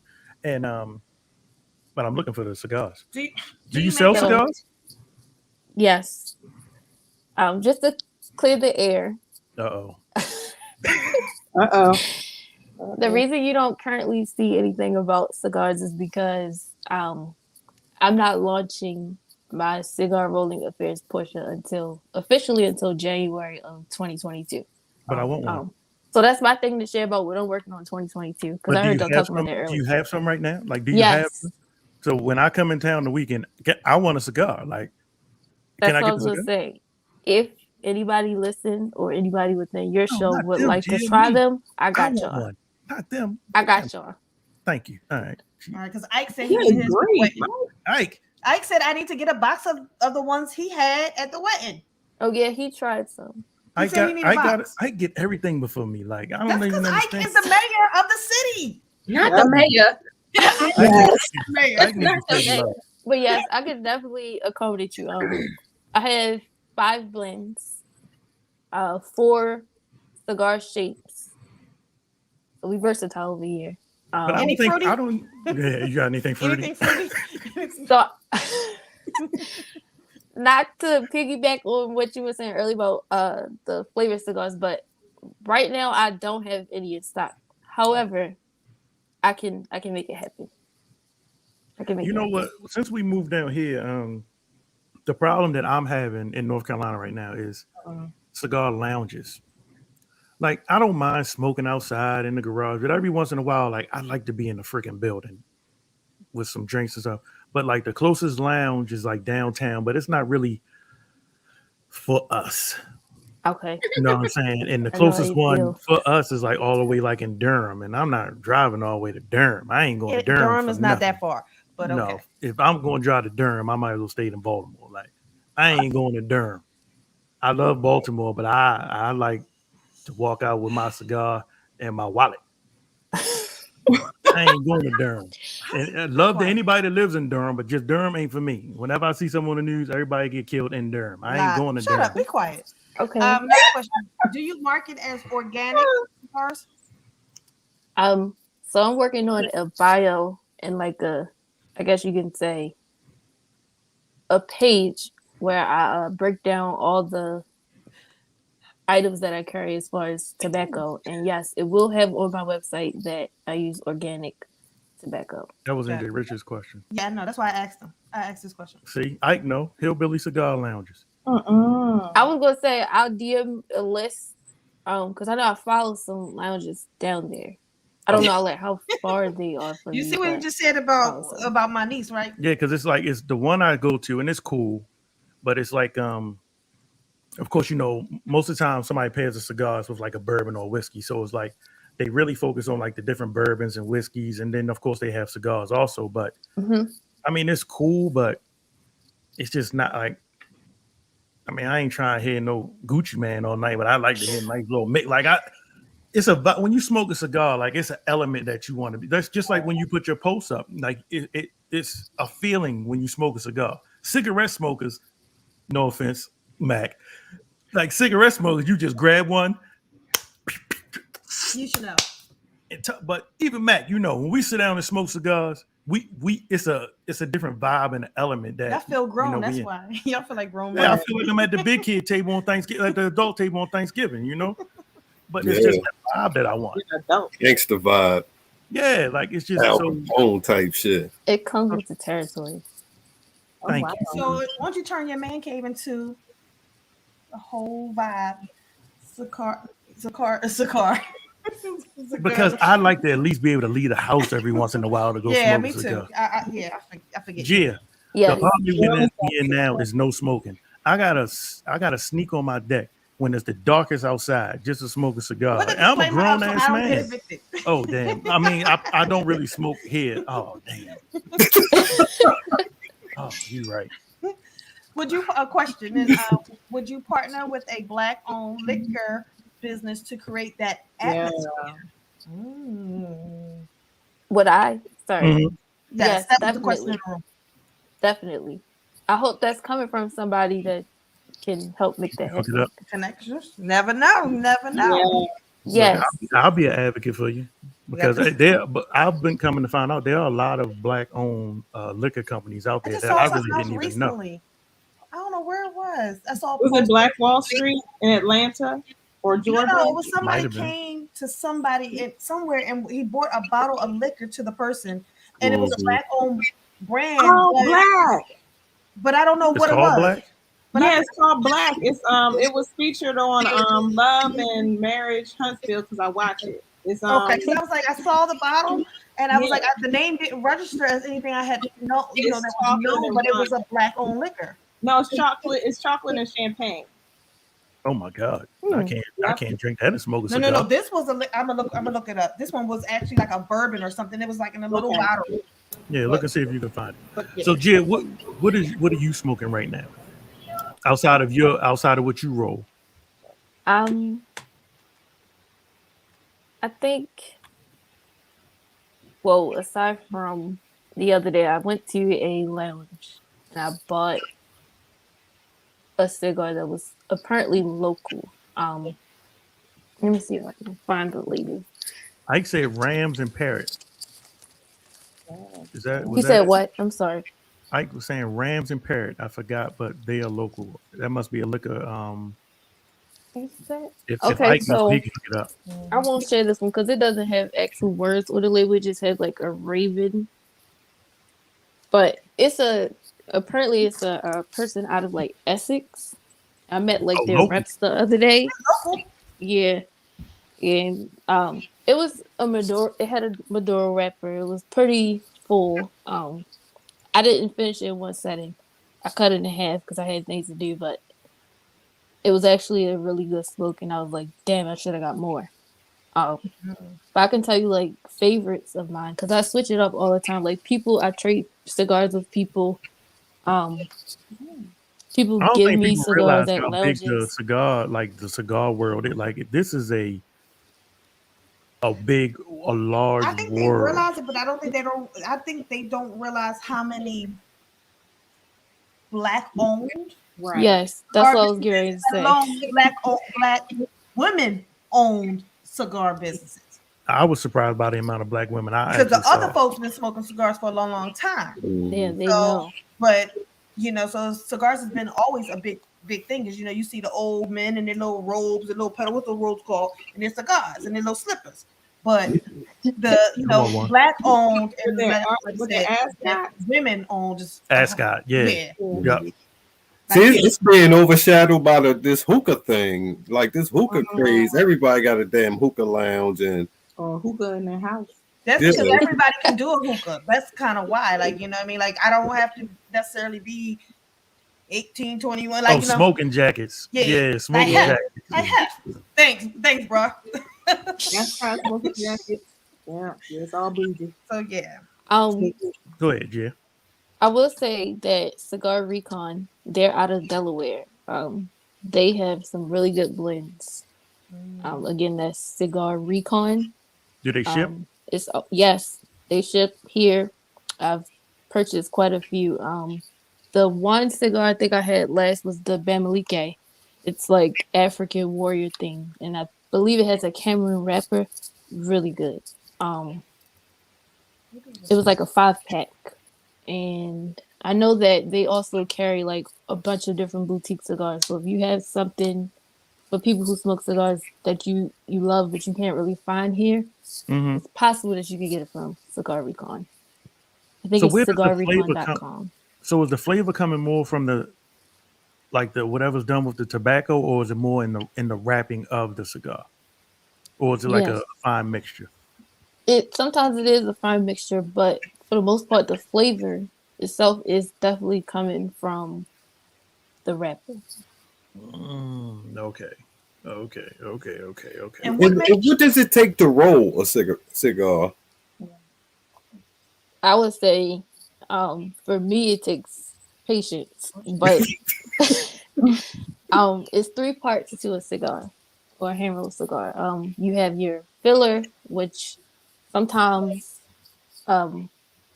it's one filler, or it could be a mixture or a combination of different fillers. That's like your base. Then you're gonna bunch those by a binder. That's kind of like the middleman, so to speak. It holds it together. For me, I use cedar molds, and after I wrap the leaves, I leave them in there for a few hours, and then after I take them out, I wrap them with the wrapper leaf. So that's wrapper, binder, and filler. Okay. See, and every time I go to a cigar store, I tell them like, "Look, I'm a rookie. I'm still learning like what I like, developing like I guess my palate. I know I'm more mild. I don't really go too heavy. I'm more of a mild smoker, but I try to have everything. Like I just learned about my different cutters. You got your punch and your V cut. Like I'm learning all of that now, so I can kind of hang with you and Ike and my man Dynasty. Like I can kind of hang with y'all a little bit, but I can't get too deep with it. So, do you drink also? Yes. So what's your? Is there a certain drink like? Can you drink wine, smoke a cigar? Like I was gonna say, Mike, you just stole my whole question. I was gonna ask her, could she give us a good pair? Can you pair us a good cigar with maybe a good whiskey or some bourbon? Like, give us. And I've always thought that you could only smoke. I'm narrow-minded. I always thought like if you're smoking a cigar, it's got to be brown liquor. That's just me. I'm the same way. Okay. I'm just going to say that now. Like tonight, I have this much wine in a glass. It's red wine, a red blend. I don't like a lot of sweet wines, but for the most part, I think dark liquor goes hand in hand with cigars, whether it be whiskey, bourbon, or cognac. I switch it up. I don't drink every day, but I switch it up. But I think most recently I had Jameson, baby. That's how you know you got money. It's him in the gag. You gotta have that Jameson, baby. I think most recently the last bourbon I had was like Knob Creek. And somehow I found this bottle. It was like already made up as an old fashioned cocktail in a bottle. I found it at Total Wine. Total Wine. I just found out that they sell cigars. Yeah, that's really why I go there. Way across town to get cigars, and all this time the damn Total Wine, I could walk to it. I've been riding past it all this time. Yeah. And they got a little rewards club. But go ahead. I'm sorry. Terrible. Yeah, you get points. Hell yeah. Like yeah, you got to set up a rewards program. I definitely do because I feel like that those kind of things engage people more. So I think I need to partner with some people who have experience with that. Say that again. I said it's the gift that keeps giving. People love that because then they like, I'll be loyal to you because I'm getting some loyalty points. Exactly. Thank you. I think I paired that with one of my cigars. This cigar, it has a Honduran wrapper.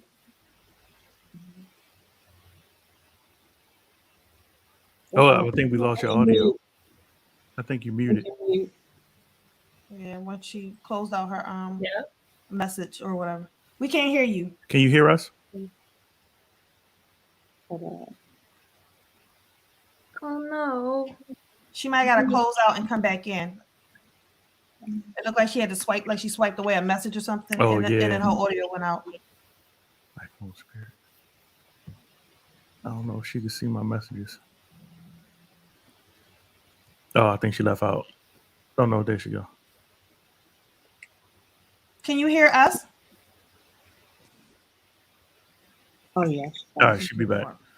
So I want to know what, because there's some cigars that can't ship or they can't ship to certain places. Why is that? Yeah, that's why. Nah, mind. I'm about to say too much again. Yep. See, I had to catch myself. You been like dude with the COVID cards, right? Oh, you are like Gia. Yes. Okay, there you I'm go. sorry, I got knocked off from a spam call. Oh Lord. I'm so sorry, but you're good. So Shannon has a question for you. Yes. I was asking, do you, with all your research and everything, have you uncovered or know why there's certain cigars that either can't ship at all or can't ship to certain locations? States and stuff like that? Yes. Specifically, I'll just use Maryland for example. That is the reason why you don't see me advertising cigar sales online, because you can't ship tobacco in Maryland. You can't ship to, or you can't even ship from. From. So you can't ship to either, because I know this guy and his son, and he orders cigars online and to his son's house, and then his son mail them to him in Maryland. Oh, have mercy. Yeah, I ain't gonna comment on that. But what I will say, I just know him. I don't know them personally. So, yeah, Stop you're not telling. This is how supposed people to. get hemmed up on social media. As a retailer, like, you pretty much have to have like that brick and mortar here. That's why I chose to feature cigar rolling affairs, because that gives me a chance to not only interact with people while they're smoking my cigars, but it's to provide that experience. Because unless I'm to get my cigars into like local retailer shops, there's no way somebody in Maryland, unless you happen to see me and you're like, hey, I want to buy cigars, there's no way you could get them. So do you know why? Why is that? Like, what is that about? Just a money thing? Definitely. I think a lot of things are about control and money here. Like, it's not even just tobacco. Like, there are just so many rules that are you have to jump through hoops just to get something started. But for tobacco, at one point, like, you could smoke indoors anywhere. You could, like, pretty much do anything. They kind of, like, changed over, like, terms here with, like, governors and things. And even former presidents, where they just chose different jurisdictions for things to, I guess, become harder or just to stop them altogether. But I know, like, the next state lines over, they don't have those same rules. So I'm kind of looking at how I can register something elsewhere so that I can get kind of out of that restriction. So let's focus, let's look at the web. So on the web, so do you make everything else on the website, or is there somebody you're partnered with to get like the oils and the soaps and even down to the toothpaste? So for the most part, yes. I would say 90% of what you see on there, I handmade myself. Oh, wow. There are some. That's why it's small batch, because I feel like I could pump out hundreds of things, but as a person who has a full-time job, kind of, it's like I'm limited as in time sometimes with the restock of some of those items. So I try to keep them in stock, but a lot of times I'll like make something hidden until I get a chance to like make it again. But there are some items like the candles, for example, where I did partner with a local candle maker, which I'm trying to think. I had 3 scents, 3 scented candles. She's a really nice individual. We had a meeting before we actually decided to partner together. She was really excited as far as helping me figure out what it is that I wanted to do. So the scents that I chose, I sampled them, but I wanted to get things that were gender neutral so that nothing pretty much catered to like one type of person. A lot of the notes that I have, they are to help neutralize smoke odor. And a lot of the other products that I carry, that's like the goal, to help people who do smoke eliminate that smell, whether it be your hair or your skin. That was smart. That's smart. Blend it all, tie it all in together. So separate businesses, but the businesses all can still work together. So that's cool. Because the first thing I do when I come home from the cigar lounge is all my stuff got to go directly into the laundry room. Yeah. Like it's got to go right there. Stop. Like don't stop. I just got to dump it all in there.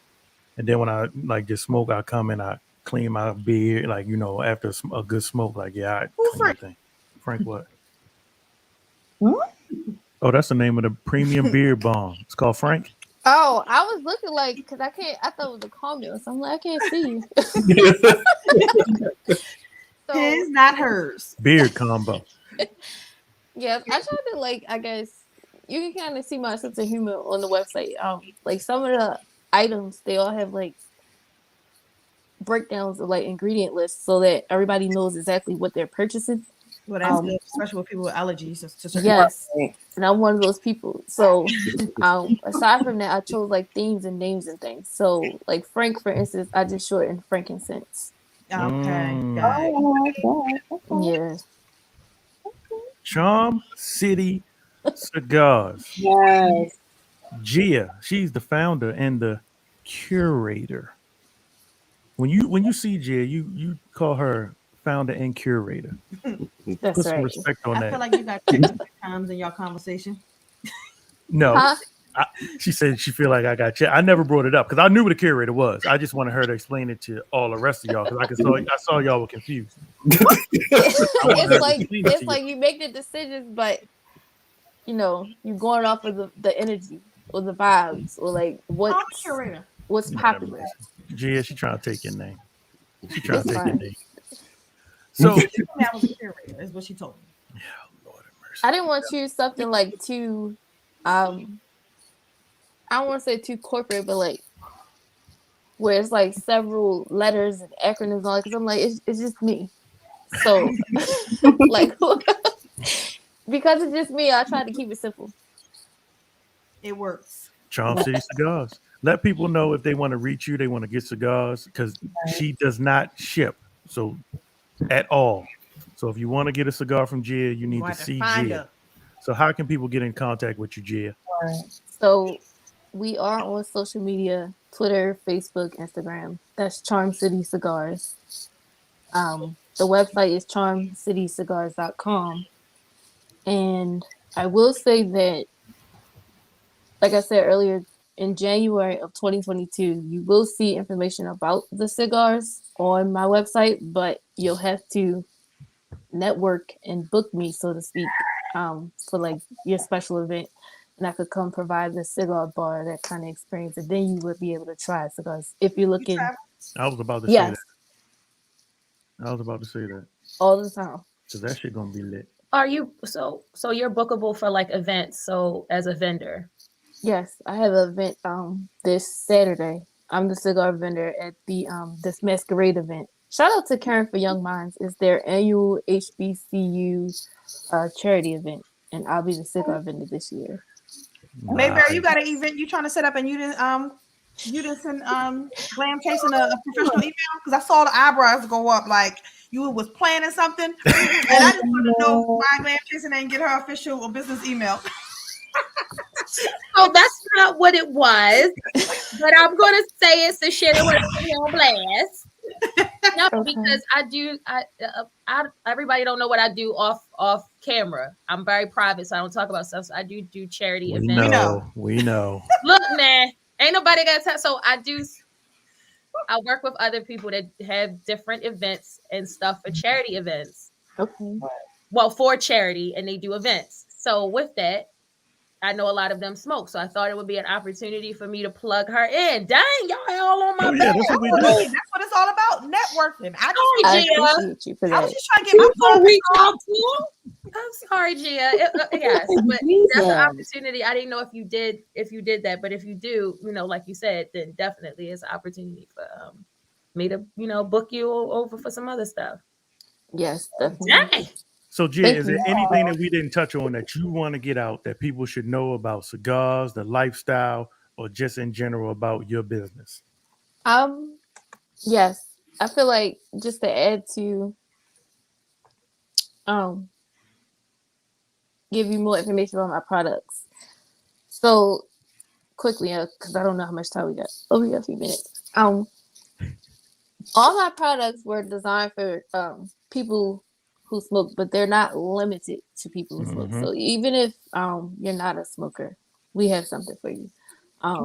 Some of the things that I guess I try to tackle with these ingredients is like stress relief, aging, dark spots, dryness, sexual potency, hyperpigmentation. A lot of the things that people, as you age, some things become more prevalent than others. But like as a smoker, your skin goes through so many changes, whether you really realize it or not. So me being a smoker, I'd really try to make sure I curate items that, can be useful to people if you are in the cigar lifestyle, or if you're a pipe smoker. I'm also a pipe smoker, or a hookah smoker, or you just smoke in general. No, these products were designed for you. No love for hookah I smoke. just wanted to, No love for hookah smoke. We're not talking about hookah smokers tonight. It's just about us. You or get just beat up. smokers in general. In other words, she caters to everyone based off of their smoking needs, y'all. And I need to do better. Like with smoking, I need to thank you, Ike. Lucky my mouse is acting up tonight. I need to do better with my He just said you can't see when they pop up. He said hookah. Boo. I was just trying to make them feel included. That's all. Yeah. We're not very inclusionary here. We know.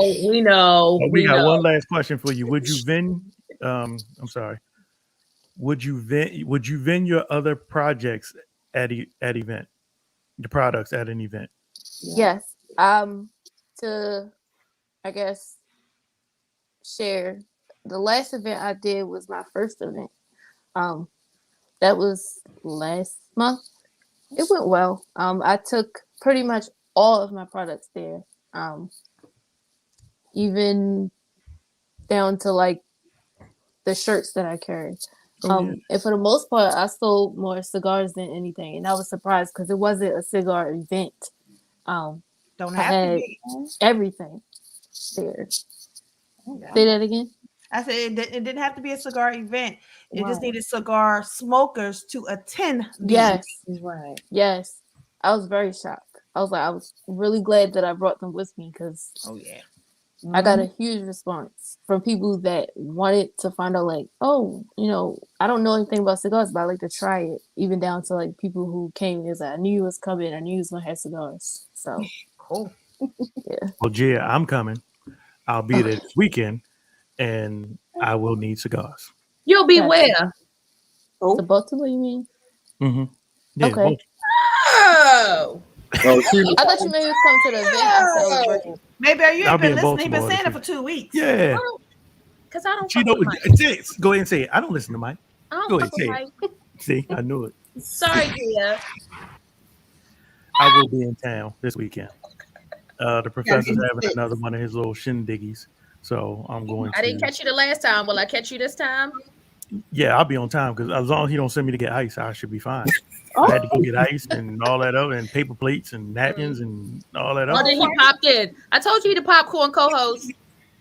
So, everybody, check out Gia, Charm City Cigars. It's been going across the bottom of the screen all night.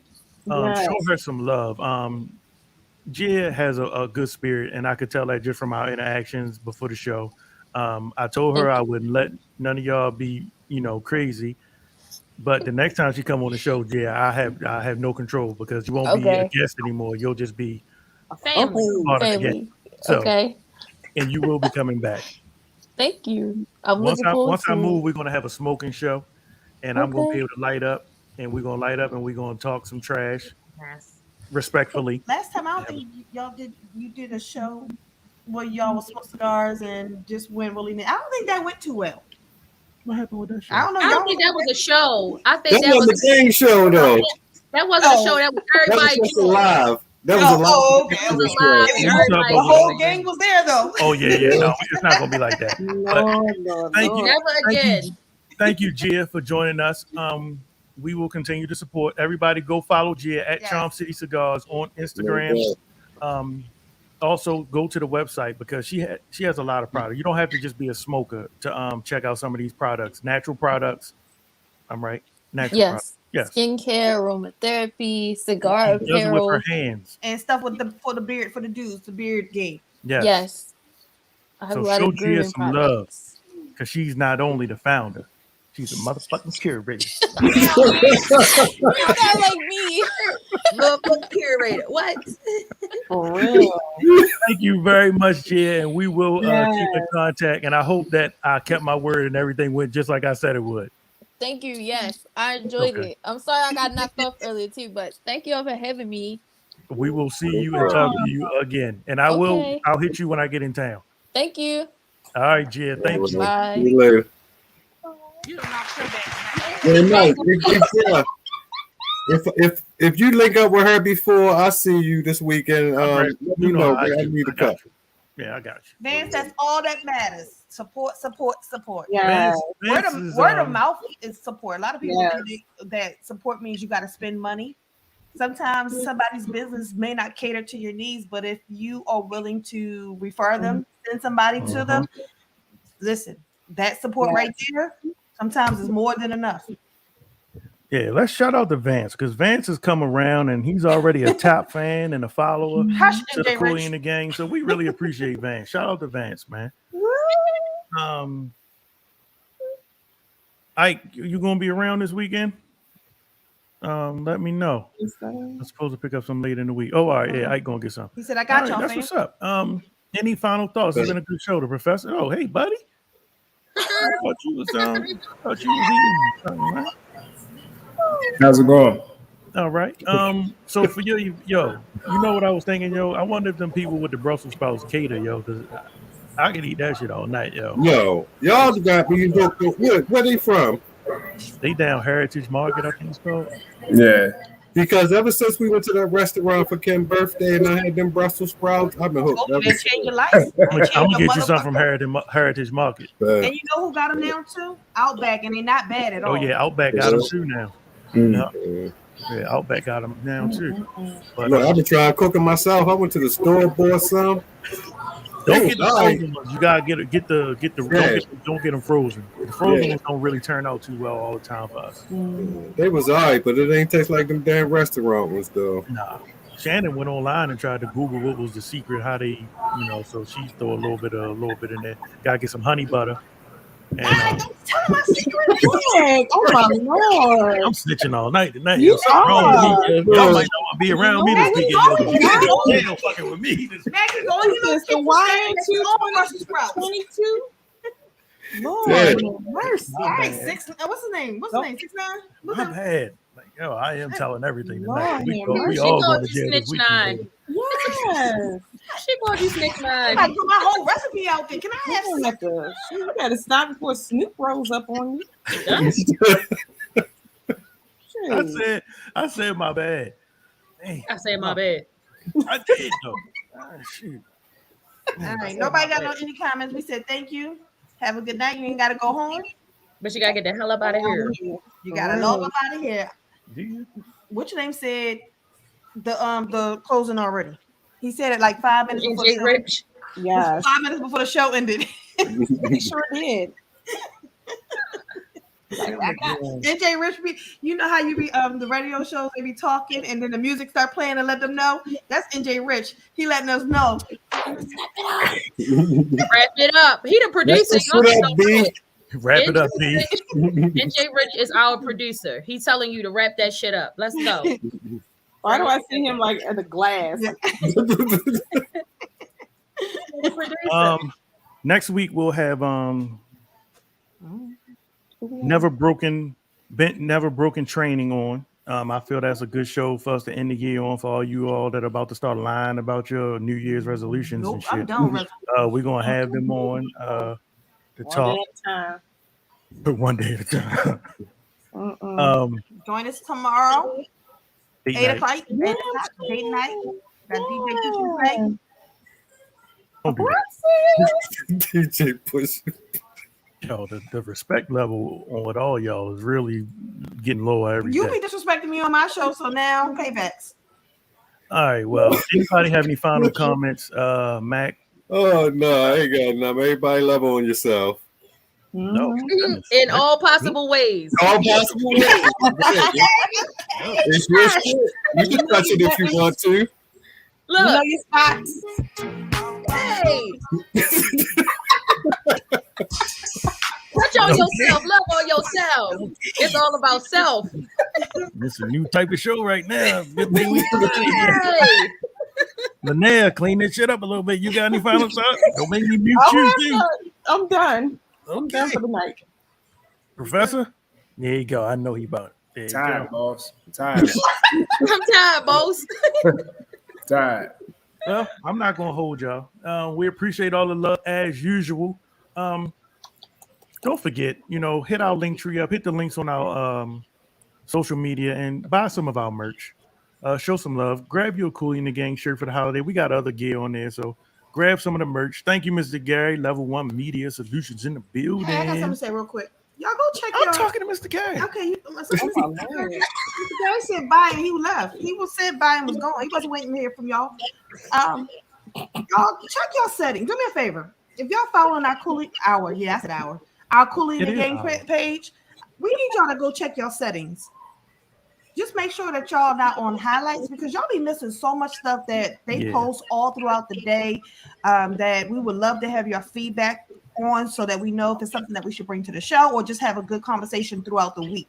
Like I said, I'll have Mike post if y'all want the steps, but y'all not talking to us and I ain't liking y'all for that. I'm just saying. So I'm gonna need y'all to check your settings. Tell us how you really feel. That's our final thought. Y'all ain't doing right. Y'all need to get it together. That your settings is not on highlights, but it's on all, so that you guys can see everything all the posts that we're posting. All right, I'm done. All right. Well, I appreciate y'all. Any Whoever I'm going to obstacles see before this you provoke the weekend. power within? Nope, I'm Ain't not gonna even be doing me. it. I'm not even doing it. Whoever I see this weekend, hopefully I get to touch all the people. Can I get a shirt, please? Can you bring me a shirt, please? I don't have no more in the stash. I got to order some more. Can I get something? Me? I'm coming. She don't want you. Boo! Get off the stage. Well, I'll pass. we're going to take it back tonight, Baltimore style. We'll see y'all next Tuesday, 6 p.m. 8 p.m. Eastern Standard Time.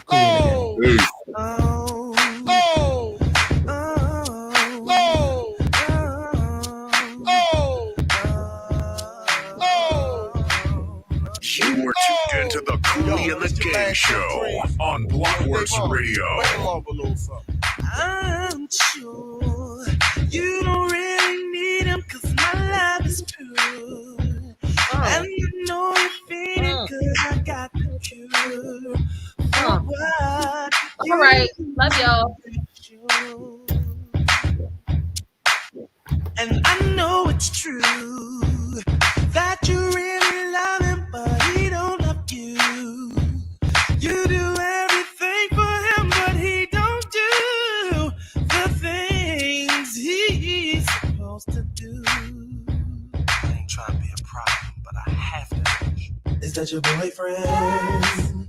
You went to keep it? Well, can I be your friend? Yes. Let's try this weekend. Yes. Listen to me. I'm not complaining, but I want you to see. Creeping ain't necessary, just come with me and live life exclusively. I ain't afraid. Get your things, pack up your clothes, let's leave today. Don't worry, cause you got a place to stay. Right here beside me, ooh baby. Ooh. Man, you sound so convincing. What's the words that you first mentioned? Be a friend, be a friend, be a friend. Is that your boyfriend? Yes. You went to keep it? Yes. Well, can I be your friend? Yes. Let's try this weekend. Yes. Are you feeling me? Yes. This your boy D. Yes. With broadly. Yes. Kick it to the tree. Now let me tell you about what happened to me last week. I hollered at this girl pushing the Cherokee. She smiled at me, hopped out the Jeep, started to speak. Hair done, nails done, Gucci on her feet.